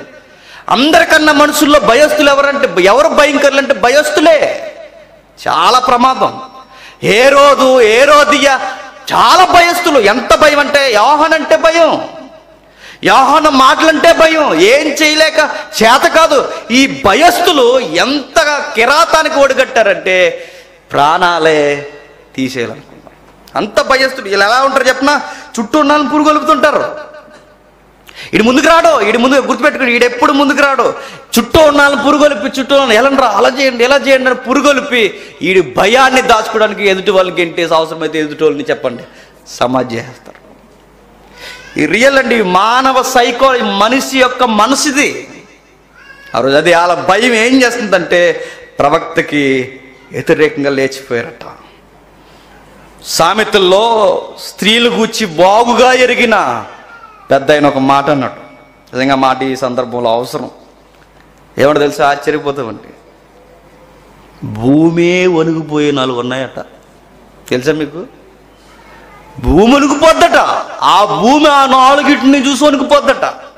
భూమి అంటదట, అమ్మో దండవంటదట. ఏటా 4 చూస్తారా సరే? చూడండి, మనం వెళ్ళిపోతాం చూడండి, చాలా జాగ్రత్తగా. సామెతల గ్రంథం 30వ అధ్యాయం 21వ వచనం, భూమిని వణికించేవి 3 కలవు, అవి మోయలేనివి 4 కలవు. 4వది అట్లాంటి పండుగలు పెట్టాడు అనమాట. అందులో ముఖ్యంగా 3 వణికిపోతుంది భూమి, ఆ 3 లేదా 4 మోయలేదు. ఏంటవి చెప్పండి? అవి ఏమనగా, ఎవరట? రాజరికానికి వచ్చిన దాసుడు. దాసుడు అధికారం అవుతే అవుద్దండి. ఆడికి గిల్లు ఉంటుంది. ఆడున్నప్పుడు బానిసుకున్నప్పుడు ఆడు బాధ పెట్టారు చూసారా? ఆడి బానిసుకున్నప్పుడు ఆడు ఏమైతే ఆడికి ఉన్నాయో అవన్నీ కింద నుంచి వచ్చినట్టు ఏం చేస్తాడు? ఆడి పైకి వచ్చిన తర్వాత కింద ఉన్న వాళ్ళందరూ బాధ పెట్టేస్తాడు. అందుకే దాసుడు అధికారం అవుతే ఏమవుద్దట? మా మా మా మా ఫీల్డ్లో ఒక బాస్ ఉంటుంది. డైరెక్ట్గా పోస్టింగ్ వచ్చిన వరకన్నా నేను చెప్తున్నా, ర్యాంకర్స్ ఎక్కువ ఇబ్బంది పెట్టేస్తారండి. మీరు కావాలని చూడండి, ఎనీ డిపార్ట్మెంట్ ర్యాంకర్స్ వస్తారు చూసారా? ర్యాంక్ అంటే స్టెప్ బై స్టెప్ ప్రమోషన్ మీద వస్తారు చూసారా? వీళ్ళు చాలా శాడిజంగా ఉంటారు. డైరెక్ట్గా ఐపీఎస్లో ఐఏఎస్లో వస్తారు చూసారా? డైరెక్ట్ వీళ్ళు సబ్జెక్ట్ ప్రకారం డ్యూటీ చేసుకుని వెళ్ళిపోతారు. ఇది రూల్స్ ఉంటాయి వాళ్ళకి. డైరెక్ట్ సబ్జెక్ట్తో వస్తారు, డైరెక్ట్గా డ్యూటీ చేసుకుంటారు, అంతవరకు సమప్ చేసి వెళ్ళిపోతారు. ర్యాంకర్స్ ఉంటారు చూసారా? వీళ్ళకి శాడిజం ఎక్కువ ఉంటుంది. ఎందుకంటే వీళ్ళని హింసపెట్టిన ఎన్ని గ్యాప్ ఉంటాయి వీళ్ళకి. వీళ్ళు ఏం చేస్తారు అనుకున్నారు? ఇంక బతకనివ్వరు, ఇంకేమన్నాను. అతను కింద నుంచి వచ్చాడు, అతను అదే పొజిషన్లో వచ్చాడు, అతను కూడా రేయింపగల డ్యూటీలు చేశాడు. ఇతను ఎందుకు ఎలా చేస్తున్నాడంటే అంతే. ర్యాంకర్స్ సహజంగా మీరు ఏదైనా చూడండి, మీరు ఏదైనా ఏ డిపార్ట్మెంట్ అయినా ర్యాంకర్స్ చాలా ఇబ్బంది పెట్టేస్తారు. బైబిల్ అంటున్నాడు సామెతల గ్రంథంలో, ఇదిగో దాసుడు రాజు అయితే ప్రమాదం అన్నాడు. నెక్స్ట్, కడుపు నిండా అన్నం కలిగిన మూర్ఖుడు. ఎవడట? 2వ బ్యాచ్ ఎవడట? బాగా కడుపు నిండిపోయినాడు ఏమైపోతాడంటే మూర్ఖుడు. మూర్ఖుడికి కడుపు నిండిపోయింది అనుకోండి, ఇప్పుడు మూర్ఖుడికి అన్నం లేదనుకోండి, అమ్మయ్య బావి అంటాడు. మీకు అర్థం కాదు? సహజంగా మూర్ఖుడు, ఆ మూర్ఖుడికి కడుపు నిండిపోయింది అనుకోండి, అమ్మయ్య బావి అంటాడు కడుపు నిండే వరకు. అదే ఆడు కడుపు నిండిపోయింది అనుకోండి, ఆడు మూర్ఖుడు. అప్పుడు ఆ మూర్ఖత్వం, ఆకలి రాదు బయటకు, అప్పుడు ఏమవుతుంది? మూర్ఖత్వం బయటకు వచ్చాడు అంటాడట. ఆ మూర్ఖుడు అవసరమైతే ఏమైనా చేస్తాడు. భూమి భరించలేని ఒకటి సింహాసనం ఎక్కిన దాసుడు, కడుపు నిండిపోయిన మూర్ఖుడు. నెక్స్ట్, కంటకరాలయుండి పెండ్లైన స్త్రీ. కంటకరాలంటే మీరు ఏదో సీరియల్ జ్ఞాపం చేసుకుంటారు. కంటకరాలంటే వదిలివేయబడిన స్త్రీ. వదిలేస్తారు చూసారా? గయ్యాలని చెప్పి వదిలేస్తారు చూసారా? భరించలేక వదిలేస్తారు చూసారా? గెంటి వేయబడతారు చూసారా? ఈ మాట చెప్తున్నాను, ఈ విశ్వానికే చాలా ప్రమాదం అంట. ఆమె ఏం చేస్తుందంటే బాగా వినండి, ఆమె ఏం చేస్తే కంటకురాలైన స్త్రీ. ఇక్కడ ఈ పదం కడ ఎందుకు అవుతుందో అంటే, ఇప్పుడు ఆవిడని అర్థం చేసుకోవడం ఇంకెవరు? హేరోదియ. ఈవిడెవరు? వదిలివేయబడింది. ఎవరి చేత? కంటకరాలంటే వదిలివేయబడింది. ఎవరి చేత? ఫిలిప్పు చేత. ఇప్పుడు ఎవరు పంచం చేరింది? అంతి పంచం చేరింది. ఈమె ఎంత డేంజర్ అంటే భూమి వణుకుపోతుంట ఆమెను చూసి. నిజంగానే వణుకుపోతారని చూడండి సందర్భం చదువుతుంటే. భూమి వణుకుపోతుంటే ఎంత కంటకరాలంటే, కంటకంటే విడనాడబడింది. మరొకరిని చేసుకున్న మరొకరి దగ్గరికి చేరినా ఆ వ్యక్తి చాలా డేంజర్ అట. ఎంత డేంజర్ అంటే తగిన సమయం కొరకు ఎదురు చూసింది. ఆ రోజు ఒక పుట్టినరోజు వచ్చిందట. ఎవరిది? చెప్పకపోతే ఇంటికి పంపించని చెప్తున్నాను. ఈరోజు ఇక్కడే అయిపోతుంది. ఏ రోజు పుట్టినరోజు ఎప్పుడు ఆ రోజు వరకు ఇంకెలా చెప్తూనే ఉండాలన్నమాట. చెప్పండి ఎవరు? ఏ రోజు పుట్టినరోజు? మీ పుట్టినరోజు జ్ఞాపకం ఉందా? పోనీ విందాం. ఏ రోజు పుట్టినరోజు జరుగుతుంది, ఆ టైంలో ఏం జరిగారంటే కొన్ని పదాలు మనకు అవసరం. మార్కు సువార్త 6వ అధ్యాయం, మార్కు సువార్త 6వ అధ్యాయం 21వ వచనం. అయితే తగిన దినం ఒకటి వచ్చింది, ఎట్లనగా తన ప్రధానులకును సహస్రాధిపతులకును గలిలయ దేశ ప్రముఖులకును ఇందు చేయించను. ఏంటట? సెలబ్రిటీస్ అందరూ ఆ పుట్టినరోజుకి వచ్చారట. ఆ సెలబ్రిటీస్లో కొన్ని కేటగిరీస్: ప్రధానులు, సహస్రాధిపతులు. అంటే పోలీస్ డిపార్ట్మెంట్లో ఉన్నవారు. చూసారు, కొన్ని ఫంక్షన్లకు ఎవరు వస్తారండి? పోలీసులు వస్తారంటే పెద్ద ఫంక్షన్, పోలీసులే వచ్చారంటే ఆ ఫంక్షన్ చిన్న ఫంక్షన్ కాదన్నమాట. మన ఫంక్షన్కి పోలీసులు వస్తారా? నువ్వు వస్తున్నావు కదా అనకండి, ఇంక నీకు తప్పకే, ఇంకా మాకు ఉన్నాయి కనుక వస్తున్నాం. పెద్ద పోలీసులు, గవర్నర్స్ ఇలాంటి వారు, చక్రవర్తులు లాంటి వారు వచ్చి వెళ్ళిపోతారంటే ఆ ఫంక్షన్ చిన్నదేమీ కాదు, పెద్దగా రిచ్గా జరుగుతుంది అన్నమాట. రకరకాల ప్రముఖులు ఆ రోజు పార్టీకి వచ్చారట. ఆ పార్టీ దేనికోసం? ఏ రోజు పుట్టాడని. ఏ రోజు పుట్టాడని ఆ రోజు ఆ పార్టీకి వస్తే, పార్టీలో ఎంటర్టైన్మెంట్ నైట్ అని ఒక ప్రోగ్రాం పెట్టారట. ఏంటది? వచ్చిన వారికి సరదా సన్నివేశం. ఏంటది? నాట్యం. ఏ నాట్యం అది? మైకిల్ జాక్సన్ ఏమో కానీ చెప్పండి, ఆ రోజు జంక్షన్ జామ్ అయిపోయి డ్యాన్స్ చేసింది ఎవరు? ఈవిడ. ఎవరు ఈ చిన్నది? మరి దీని అంత్యపసకు పుట్టిందో పిలుపుకు పుట్టిందో నాకు తెలియదు, కానీ చరిత్ర అంత డెప్త్కి వెళ్ళే టైం లెక్క ఏ మాత్రం నాట్యం చేస్తుందట. నాకు తెలిసి ఈ పిలుపుకే పుట్టి ఉండాలి. ఎవరు? ఈ అమ్మాయి. ఎందుకో చెప్పిన, కొత్తగా చేసుకునే వివాహం కనుక వెంటనే ఖండించేసాడు. ఎవరు? యోహాన్ గారు. కొత్తగా చేసుకునే వివాహం కనుక వెంటనే ఖండించాడు. అంటే కొత్తగా వివాహం కొత్తగా వచ్చిందాక వెంటనే ఖండించడానికి, అంటే అప్పటికి ఈ పాప లేచి డ్యాన్స్ చేస్తుందంటే ఈ పాప చిన్న వయసు కాదు. ఎవరిది? ఈ పాపదంటే. ఇప్పుడు ఎప్పటికీ డ్యాన్స్ చేస్తుందంటే ఇప్పుడు పుట్టిన అమ్మాయి కాదు. ఎవరు? నాకు తెలిసి పిలుపుకి పుట్టి ఉండాలి. అంటే ఎంత సిగ్గులేదో చూడండి. వయసు వచ్చిన కూతుర్లున్నా, వయసు వచ్చిన కొడుకులున్నా చెప్పండి, అక్రమ సంబంధం ఘనంగా పెళ్లి చేసుకున్నారు కాబట్టి ఇప్పుడు ఘనంగా చేసుకుంటున్నారు. రెండో పెళ్ళి ఎంత ఘనంగా, సిగ్గు లేకుండా. మరలా అంటున్నాను, మీరు పొండి, మీరు చేసుకోండి, ఏదో మూలకు పోయి ఏదో పక్కకు పోయి చేసుకోండి, పడండి, ఏదోలా దేవుడి దగ్గర మీరు ఏడండి. కానీ అది ఘనము అని నలుగురికి ఆదర్శం అని చెప్పడం మాత్రం చెప్పండి, అది మంచిది కాదు, తప్పది. నువ్వేడు, నీ లైఫ్ ఏదో, నీ పర్సనల్ లైఫ్ ఏదో నువ్వేడు, పో దేవుని దగ్గరికి పో. కానీ అది ఘనంగా చేయడం మాత్రం మంచిది కాదు. చేసుకున్నారు. వచ్చింది ఈ అమ్మాయి, తలాము తగదిమందట. ఎవరు? ఈ అమ్మాయి డ్యాన్స్ చేస్తుంటే ఇటు కంగారు అయిపోయాడు. అసలే భయస్తుడుగా. ఎవరు? హేరోదు. భయపడిపోయి ఆఫర్ ఇచ్చాడట. ఇదిగో నీకు విషయం చెప్పనా, నువ్వు ఇంత బాగా నాట్యం చేస్తున్నావే, నీకు ఏమడిగినా నా రాజ్యంలో సగం ఇచ్చేమన్నా ఇచ్చేస్తాను, సగం ఇచ్చేమన్నా ఇచ్చేస్తాను. అంత ధైర్యంగా ఎలా చెప్పాడంటే, వీళ్ళ మనవలే తప్ప బయట వాళ్ళు కాదనుకున్నా కనుక ధైర్యంగా రాయితీ బ్యాటింగ్ చేశాడు. నీకు అర్థమవుతుందా? ఆ అమ్మాయి ఏ డ్యాన్స్ నుంచి వస్తే ఎత్తాడా అని అడుగుతున్నాను. సకల దుష్కార్యాలని ఎందుకన్నాడంటే, ఇతను ప్లానింగ్ లేని చిన్నవేం కాదు. ఎవరోది? సగం రాసిచ్చేదాడు. మీ ఆవిడికి రాసిచ్చాడు కాదు, నేను మరలా చెప్తున్నాను, మీ ఆవిడికి మీ వాళ్ళకి రాసిచ్చాడు కాదు. పేదోళ్ళు ఉంటారు, వాళ్ళకి రాసిచ్చే. అది అన్నం లేకుండా వాళ్ళకి రాసిచ్చే. పక్కన ఎవరో ఆర్కెస్ట్రా చేస్తుందో అమ్మాయికి రాసిచ్చే. ఎవరో ఈవిడికి ఎందుకు సగం ఇచ్చేస్తానంటే, ఎంత కాదన్నా మన ఇంట్లో పిల్ల అనుకున్నాడు కనుక రాసి ఇచ్చేస్తా అన్నాడు. కానీ ఈవిడేమని చెప్పనా, మా అమ్మని అడుగుతా అన్నది. ట్రైనింగ్ బాగా ఇచ్చిందనమాట. ఎవరు? వాళ్ళ అమ్మగారు. ఈవిడెవరు అంటే సామెతల గ్రంథం ప్రకారం భూమి చెప్పండి అడలెత్తిపోయే స్త్రీ. అలాంటి ఆవిడ అమ్మ. ఆ అమ్మకు పుట్టింది ఈ అమ్మ. ఏ అమ్మ? ఈ చిన్నమ్మ. ఈ డ్యాన్స్ చేసే అమ్మ పుట్టింది. పుట్టి వచ్చి అడుగుతుంది, మా అమ్మని అడిగి చెప్తాను అందట.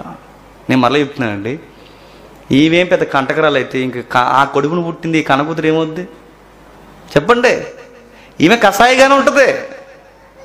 ఆ తర్వాత ఏమైందంటే వెళ్ళిన తర్వాత మా అమ్మని అడుగు వస్తానంది. అమ్మ డాడీ ఇలా అంటున్నాడు, డాడీ కానీ డాడీ ఎవరు ఆయన ఇలా అంటున్నాడు, ఏం చేయమంటావు ఏంటి అని అడిగాడు. దొరికింది అనుకుందాం. ఎప్పుడు ఆ మైండ్లో ఏం తిరుగుతుంది చెప్పండి అంటున్నాను. సడన్గా ఆ టైంకి ఈమెకి ఈ ప్లానింగే వచ్చిందని నేను చెప్తున్నా. మరలా ఓ పక్కన సెలబ్రిటీలు వచ్చారు, ఓ పక్కన గొప్ప గొప్ప అధికారులు వచ్చారు, ఎంతమంది వచ్చినప్పుడు ఆమె మైండ్ ఎప్పుడు ఎక్కడ తిరుగుతుంది చెప్పండి? యోహాను చుట్టే తిరుగుతుంది అనమాట. నేను మరలా అంటున్నానండి, ఎన్ని రోజులైందో లోపల పెట్టాయి. ఇంతకాలం ఆయన బంధించిన ఈ మైండ్ మరలా అంటున్నాను. నిజానికి ఫంక్షన్లు ఎందుకు పెడతారండి? ఫంక్షన్లు ఎందుకు పెడతారు తెలుసా? మన పితరులు ఎందుకు పెట్టారు తెలుసు? ఫంక్షన్లో శత్రువులుగా ఉన్నవారు భోజనాలకు వచ్చి మిత్రులు అవుతారని పెట్టారు. ఈ ఫంక్షన్లు ఎందుకు ఘనంగా చేసుకుంటారు? బంధువులందరం పిలిచి అప్పటి వరకు మాట్లాడిన వాళ్ళు ఆ రోజు వచ్చి కాదు సాంబార్ మొక్కేసరికి బాగున్నారు బావా అంటారు. ఆ రోజు బాగుంటాయి పరిస్థితులు. ఫంక్షన్లో సహజంగా ఎందుకు చేస్తారంటే దూరమైన మనుషులు దగ్గర అవుతారని ఫంక్షన్లు చేస్తారు. ఈవిడికి ఫంక్షన్లో కూడా మైండ్ మాట్లాడట. ఎవరికి? ఈవిడికి.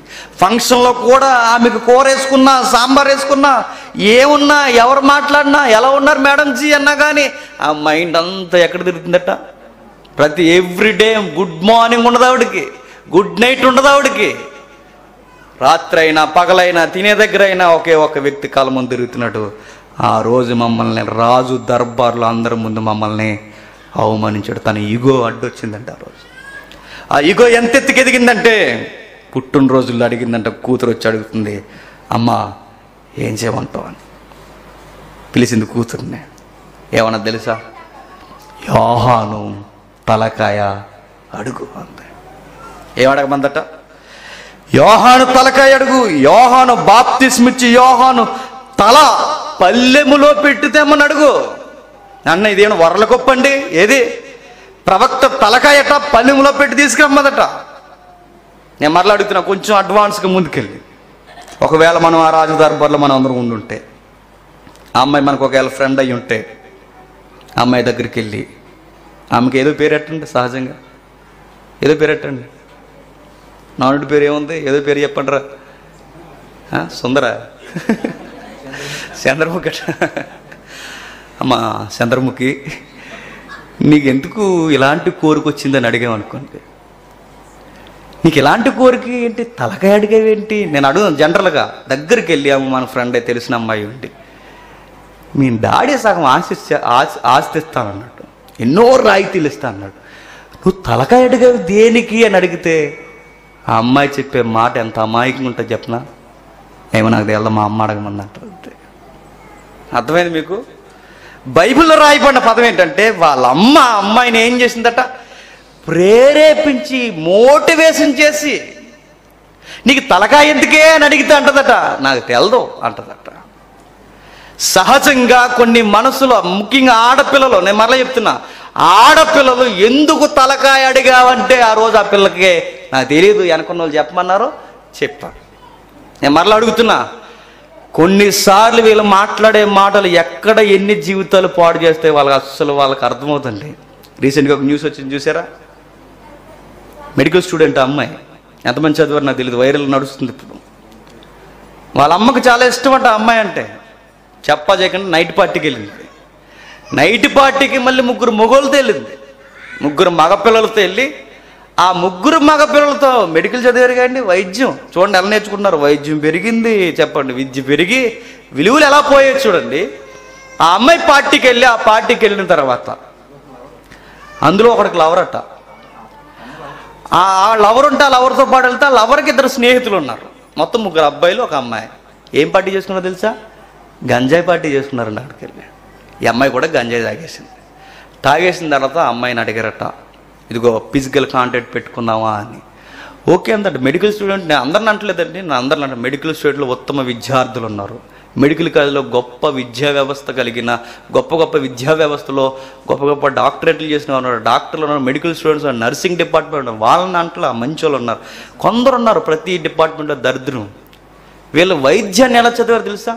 స్నానం చేసినంత ఈజీగా చెప్పండి శృంగారంలో పాల్గొని వచ్చేస్తారు. స్నానం చేసినంత ఈజీగా. అందరిని అంటలేదు నేను, కొందరిని. ఎనీ డిపార్ట్మెంట్, సాఫ్ట్వేర్ రంగమైనా, ఈ డిపార్ట్మెంట్ అయినా, ఏదైనా అందరూ కాదు, అందులో కొందరున్నారు. స్నానం చేసినంత, చొక్కా మార్చినంత ఈజీగా ముగ్గురు పురుషులతో తప్పు చేసి వచ్చేయడానికి రెడీ అయిపోయింది, చేసింది. ఆ తర్వాత వాళ్ళ అమ్మ ఫోన్ చేస్తుంది, 10 ఆడపిల్లలు ఇంటికి రాలేదంటే ఏ కన్నా కంగారే కదండి. ఫోన్ చేసి కథలు బాగా చెప్తారండి ఆడపిల్లలు. నాకు బాగా అర్థమైన విషయం ఏ రోజు స్టోరీ చదువుతున్నప్పుడు ఏం కథ చెప్పిందో తెలుసా?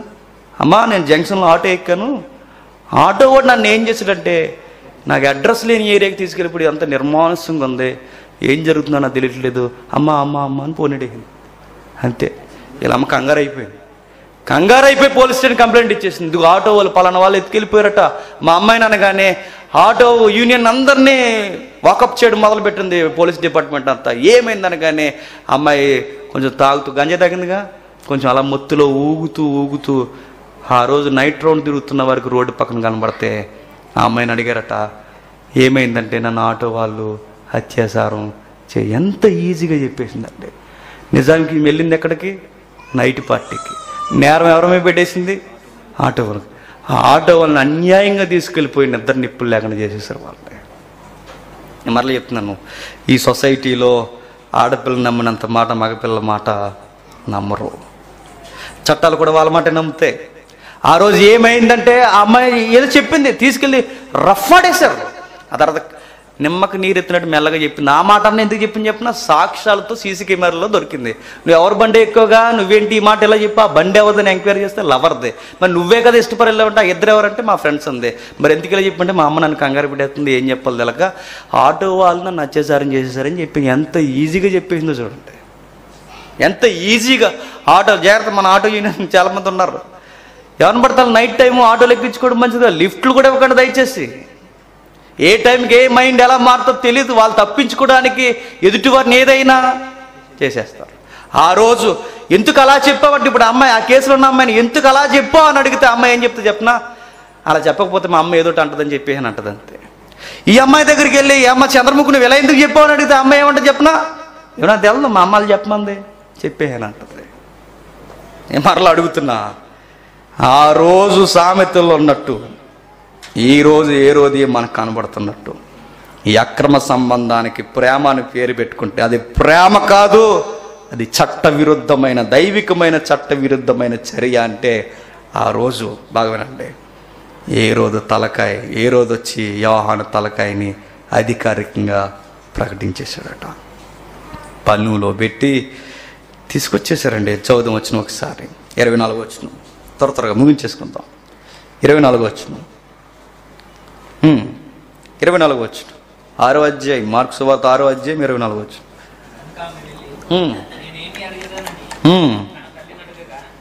తన తల్లిని అడగగా ఆమె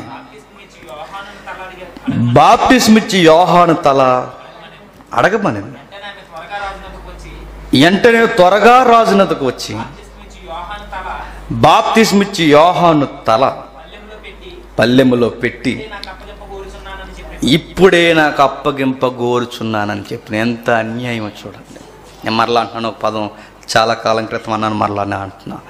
ఇదేం కొత్తగా చెప్పే విషయాలు కాదు, చాలాసార్లు చెప్పినవే. వాళ్ళ అక్రమ సంబంధానికి అడ్డొచ్చినందుకు ప్రవర్తన ఏం చేశారు? చంపేశారు. వాస్తవం ఏంటి చెప్పనా? అక్రమ సంబంధానికి ఈరోజు పిల్లలు అడ్డొచ్చారని ఏం చేస్తున్నారు? చంపేస్తున్నారు. రాత్రి వచ్చింది ఒక న్యూస్, అక్రమ సంబంధానికి భర్తే అడ్డొచ్చారని ఏం చేశారు? చంపేశారు. అక్రమ సంబంధానికి తల్లి అడ్డొచ్చిందని ఏం చేస్తున్నారు?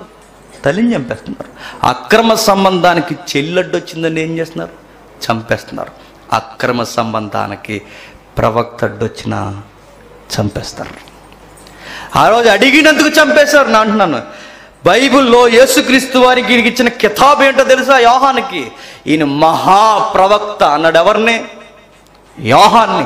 ఆ మహాప్రవక్త ఎలా చచ్చిపోయాడంటే చెప్పండి, ఆయన అంతం అక్రమ సంబంధం వల్ల చంపేశారు ఆయన్ని.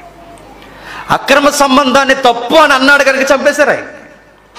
ఆయన ఎంత ఈజీగా, మహానుభావుని యొక్క అంతం ఎలా ముగిసిపోయిందంటే, ఒక అమ్మాయి చెప్పిన తప్పుడు కోరిక వలన, తలకాయ కావాలన్న కోరిక వలన ప్రవక్తని చంపేశారు. ఎంత అన్యాయం. చూద్దాం కిందకి త్వరగా.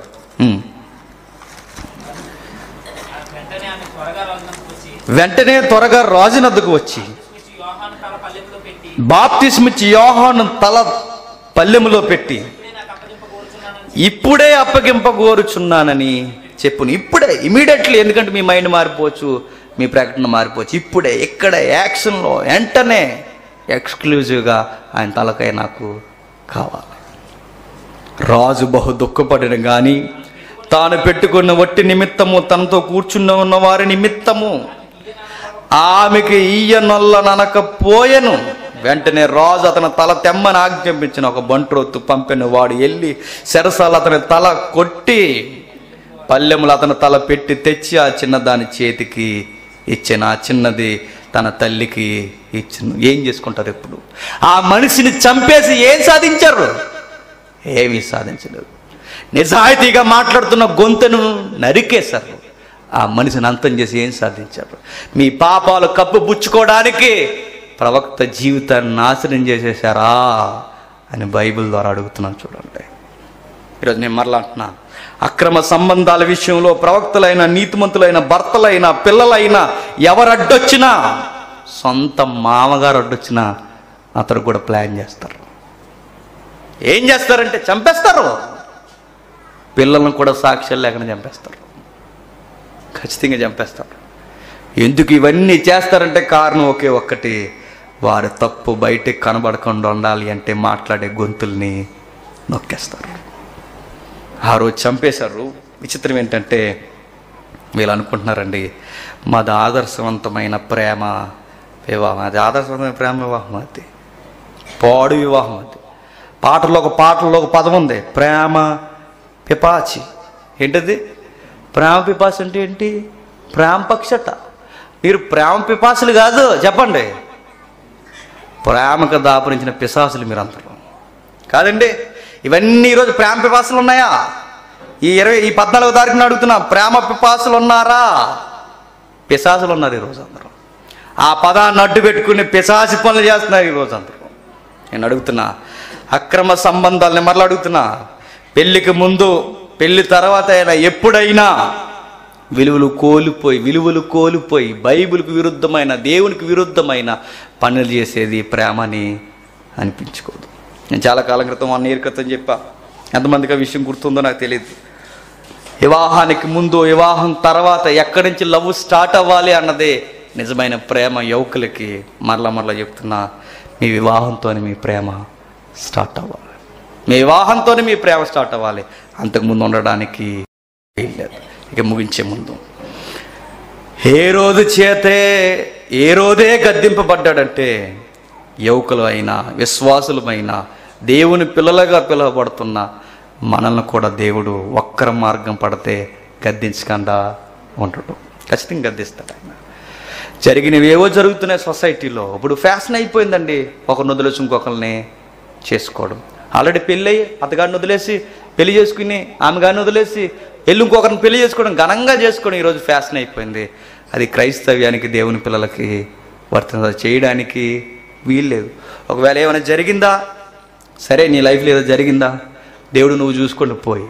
అంతేగాని అది పెద్ద ఆదర్శవంతంగా నలుగురికి చెప్పి నేను చేసింది రైట్ అని మాత్రం చెప్తే దేవుడు ఊరుకోమన్నా ఊరుకోడు. దేవుడు మీరు పడండి పోయి, మీకు ఏమున్నాయో చూసుకోండి దేవుని దగ్గరికి పోయి. కానీ అమాయకుల్ని, చుట్టూ ఉన్నవారిని ప్రేరేపించి మాట్లాడుతున్న వారి గొంతు నొక్కేయడానికి మీరు చేసి ఈ ప్రయత్నాలు విపరీత పరిణామం వైపుకి తీసుకెళ్ళిపోతాయి. అంటున్నాను, యోహాన్ని చంపేశారు. ఏమైపోతారండి? ఈ దేహాన్ని అంతం చేయగలరు కానీ ఆత్మను మాత్రం అంతం చేయరు. ఎందుకు చెప్తున్నా? శరీరాన్ని, దేహాన్ని అంతం చేయడానికి మిక్కిలి భయపడ్డాడు. యోహాను భయపడింది ఆయనకి, ఏ రోజు కాదు. ఒకవేళ ఇప్పుడే నీ తల నరికేయడానికి మేము వచ్చామని దొంగ మీద అలా తలెడుతున్నప్పుడు మనం అయితే ఏమంటాం చెప్పినా, తప్పు అయిపోయింది రాజా అంటాం మనం. తెలియగా నేసాను, అయినా ధర్మశాస్త్రం మీకు గుర్తించదు అంటాం మనం. కానీ యోహాను తల పెట్టేస్తూ కూడా, నేను ఈ మాట మాట్లాడిన నన్ను చంపేస్తారా, సరే చంపేయండి అని తలెట్టేశాడు. అంతే. యోహాను గారి దగ్గరికి వెళ్ళి ఎంత ప్రమాదం తెచ్చుకున్నారు, ఎందుకంటే జీవితం మీదకి. ఎందుకు మీరు ఇలాంటి విషయాలు ఖండించారని యోహాన్ని అడిగితే అంటాడు, మరలా అదే మాట చెప్తున్నా, రుణం చెల్లించని, మూల్యం చెల్లించిన పరిచర్య నేను చేయలేను, ఖరీదు లేని పరిచర్య నా వల్ల అవదంటాడు. రాజపడే పరిచర్య నేను చేయను, నేను మూల్యం చెల్లించడానికైనా సిద్ధమే. ఇదే నా చివరి మాటలు అని ఆ రోజు యోహాను పక్కన మనం ఉంటే మనకు చెప్తాడు. ఇదే నా లాస్ట్ డేయా? No problem. ఇది స్టార్టింగ్ డేయా? No problem. ఏదేమైనా తమ్ముడు ఒక మాట అన్నాడు మన ప్రసంగం చెబుతూ, ప్రతి ప్రసంగికుడికి ప్రతి వర్తమానకుడికి ఇదే చివరి ప్రసంగం అనుకుని చెప్పాలట. ఇదే చివరి వర్తమానం, చివరి సువార్తని చేయాలట. నిజమే, సువార్తకుడి గుండెల్లో మనకు ఉండాల్సింది ఇదే చివరిదని ఎదుటివారిలో ఏమున్నా మనం చెప్పాలి కదా. ఇది పద్ధతి ఉంది. అందరూ యోహాన్లో తయారైపోయి మేము యోహాన్లం అని చెప్పి ఈదులోకి వచ్చి ఏ రంగం చేశారనుకో, నీకు అర్థమవుతుందా? అది విధానంగా అది వేరు. మళ్ళీ వాడి సహోదరుడా పిలువు, ఆమె సహోదరా పిలిపించు, విషయం ఏంటో కనుక్కో, 2-3 సాక్షుల పేరట కనుక్కో, విషయాన్ని కూల్గా డీల్ చేయి. నేను యోహాను కదా, నువ్వు ఏ రోజు కదా నా దగ్గరికి వెళ్ళి ఇలా వాగేవనుకో, యోహాన్ తల తీసర్లేదు నాకు తెలియదు, కానీ నీ తల మాత్రం దేవుడు చేస్తాడు. అది కరెక్ట్ కాదు. విధానాలు వేరు, పరిస్థితులు వేరు. ఆ పరిస్థితుల్లో మనం డైరెక్ట్గా మనం మాట్లాడుకోవాల్సింది అక్రమ సంబంధాలు ప్రేమ అనకూడదు. చెప్తున్నాను, అక్రమ సంబంధాలను ప్రేమ అనే పదాలు తగిలించకూడదు. అక్రమ సంబంధాల కొరకు నీతిమంతులను కూడా అంతం చేయాలని అనుకోకూడదు. ఇది సరి అయిన విధానం కాదు. ఆ తర్వాత ఒక విషయం జరిగింది. ఈయన చంపేశారు. ఎవరిని? యోహాను గారిని చంపేసిన తర్వాత ఈ విషయం యేసుక్రీస్తు వారు విన్నారట. ఎవరు విన్నారు? యేసుక్రీస్తు వారు. ఆ మాట చూసి ముగించుకుందాం, ఎందుకంటే యేసుక్రీస్తు వారితోనే మనం ల్యాండింగ్ అవ్వాలి. మత్తయి సువార్త 16వ అధ్యాయం, మత్తయి సువార్త 16వ అధ్యాయం, మత్తయి సువార్త 16వ అధ్యాయం. ఆ సందర్భం ఎక్కడుందో ఒకసారి చూడండి. 14వ అధ్యాయం 12వ వచనం. అంతటి యోహాను శిష్యులు వచ్చి ఆ మొండి దేహాన్ని ఎత్తుకుని పోయి పాతిపెట్టి యేసునొద్దకు వచ్చి తెలియజేసెను. యేసుక్రీస్తు వారు ఆ సంగతి విని ధోని ఎక్కి అక్కడి నుండి అరణ్య ప్రదేశానికి ఏకాంతముగా వెళ్ళిపోయాడు. నేను అంటున్నానండి, అంత బిజీ షెడ్యూల్లో ఈ వార్త విన్న వెంటనే ఆయన ఎందుకు అరణ్యానికి పోయాడంటే, నేను అంటాను యోహానికి దుఃఖాన్ని సలపడానికి వెళ్ళిపోయాడు ఆయన. ఎవరు? యేసుక్రీస్తు. మరలా దేవుడితో కొంత టైం గడపడానికి. ఈ లోకం ఎంత దుష్టమైన లోకమో, ఈ లోకం ఎంత భయంకరమైనదో యోహాను మరణం చూసి తనకు జరగబోయే అన్యాయం ఒకవేళ నీకు జ్ఞాపకం వచ్చిందేమో, ఏమో. ఏదేమైనా ఒక పీస్ఫుల్ ఏరియా కావాలనుకున్నాడు. ఆ టైంలో నిశ్శబ్దమైన ఒక సమయం కావాలనుకున్నాడు. మహాప్రవక్తని ఇలా చేసేసారే అని చెప్పి అరణ్యానికి పోయి ఏకాంతంగా వెళ్ళిపోయాడట. నేను చెబుతున్నా, నీతిమంతులు ఓడిపోతున్నప్పుడు, సంసారాల కుప్పగూలిపోతున్నప్పుడు, ఈ లోకంలో విలువల కొరకు మాట్లాడే యోహాన్ లాంటి వారు కావాలి. విలువలు ఉన్నవారు ఒకవేళ ఈ లోకం నుండి దూరం అయిపోతే మీరు భయపడిపోకుండా, ఈ లోకం వైపు చూడకుండా దేవుని దగ్గరికి యేసుక్రీస్తులా ఏకాంతంగా మోకాలేసి గడిపే మనసైనా మనకి ఉండాలి.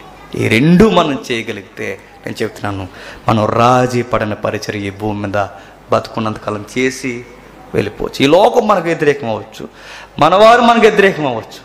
గుర్తుపెట్టుకోండి, దేవుడు మనకు వ్యతిరేకం అవ్వడానికి వీళ్ళ దేవుడు మనతో ఉంటే చాలు.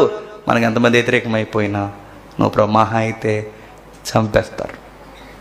యోహానే చచ్చిపోయాడంటే మనం ఉండిపోయి ఏం చేస్తాం? ఈ భూమి మీద మనం కూడా రాజీ పడిన సేవ చేసి చచ్చిపోతాం. చంపేస్తారా? చంపేనియండి. ఏం చేస్తారు? చేసేనియండి. ఎందుకంటే శరీరాన్ని చంపేవానికి భయపడక ఆత్మను శరీరాన్ని నశింపజేయవానికి మిక్కిలి భయపడదాం.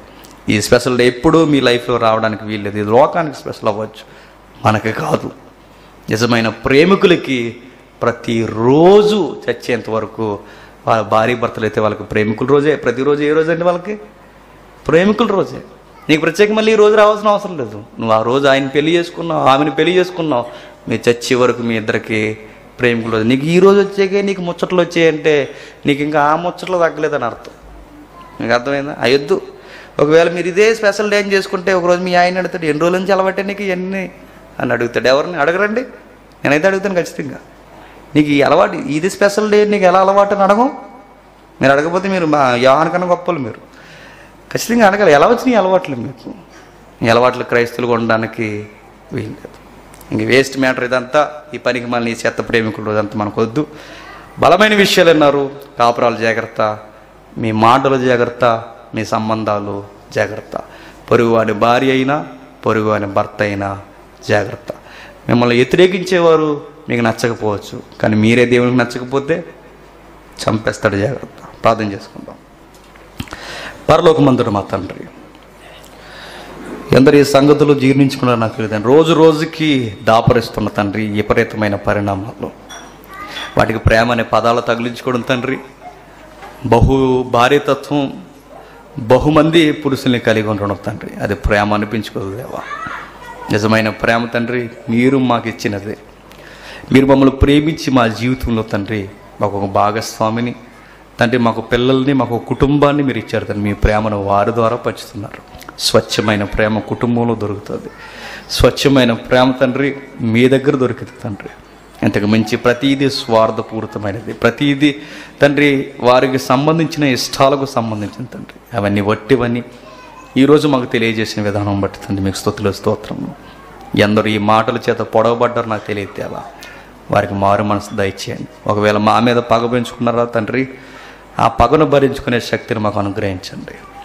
ఏది ఏమైనా తండ్రి నీ వాక్యానికి తండ్రి మేమందరం కలిసి మనసుని ఇవ్వడానికి తండ్రి మా అందరినీ సిద్ధపరిచినందుకు మీకు స్తుతులు స్తోత్రములు తెలియజేస్తూ, సమస్త మహిమ ఘనత మీకే ఆరోపిస్తూ, పరిస్థితులన్నింటినీ మీ చేతుల్లో పెడుతూ, మీ దీనదాసులు పనికిరాని సేవకులు తండ్రి, మమ్మల్ని ఎవరైతే శత్రులుగా భావిస్తున్నారో వారిని క్షమించండి, వారి మనసును మార్చండి, వారికి మాకు మధ్య తండ్రి కటాక్షము కలగ చేయండి తండ్రి. ఈ భూమి మీద వెళ్ళిపోవలసిన వారు ఇవి మాకు తగవని తండ్రి గుర్తెరిగి ఉన్న కాలంలో సువార్త కొరకు ఆలోచించే భాగ్యాన్ని మాకు అనుగ్రహిస్తారని కోరుతూ, మమ్మల్ని దేశించే వారిని క్షమించేంత పెద్ద మనసు మాకు దయచేస్తారని అర్థిస్తూ క్రీస్తునామని ప్రార్థన సమర్పిస్తున్నాం తండ్రి.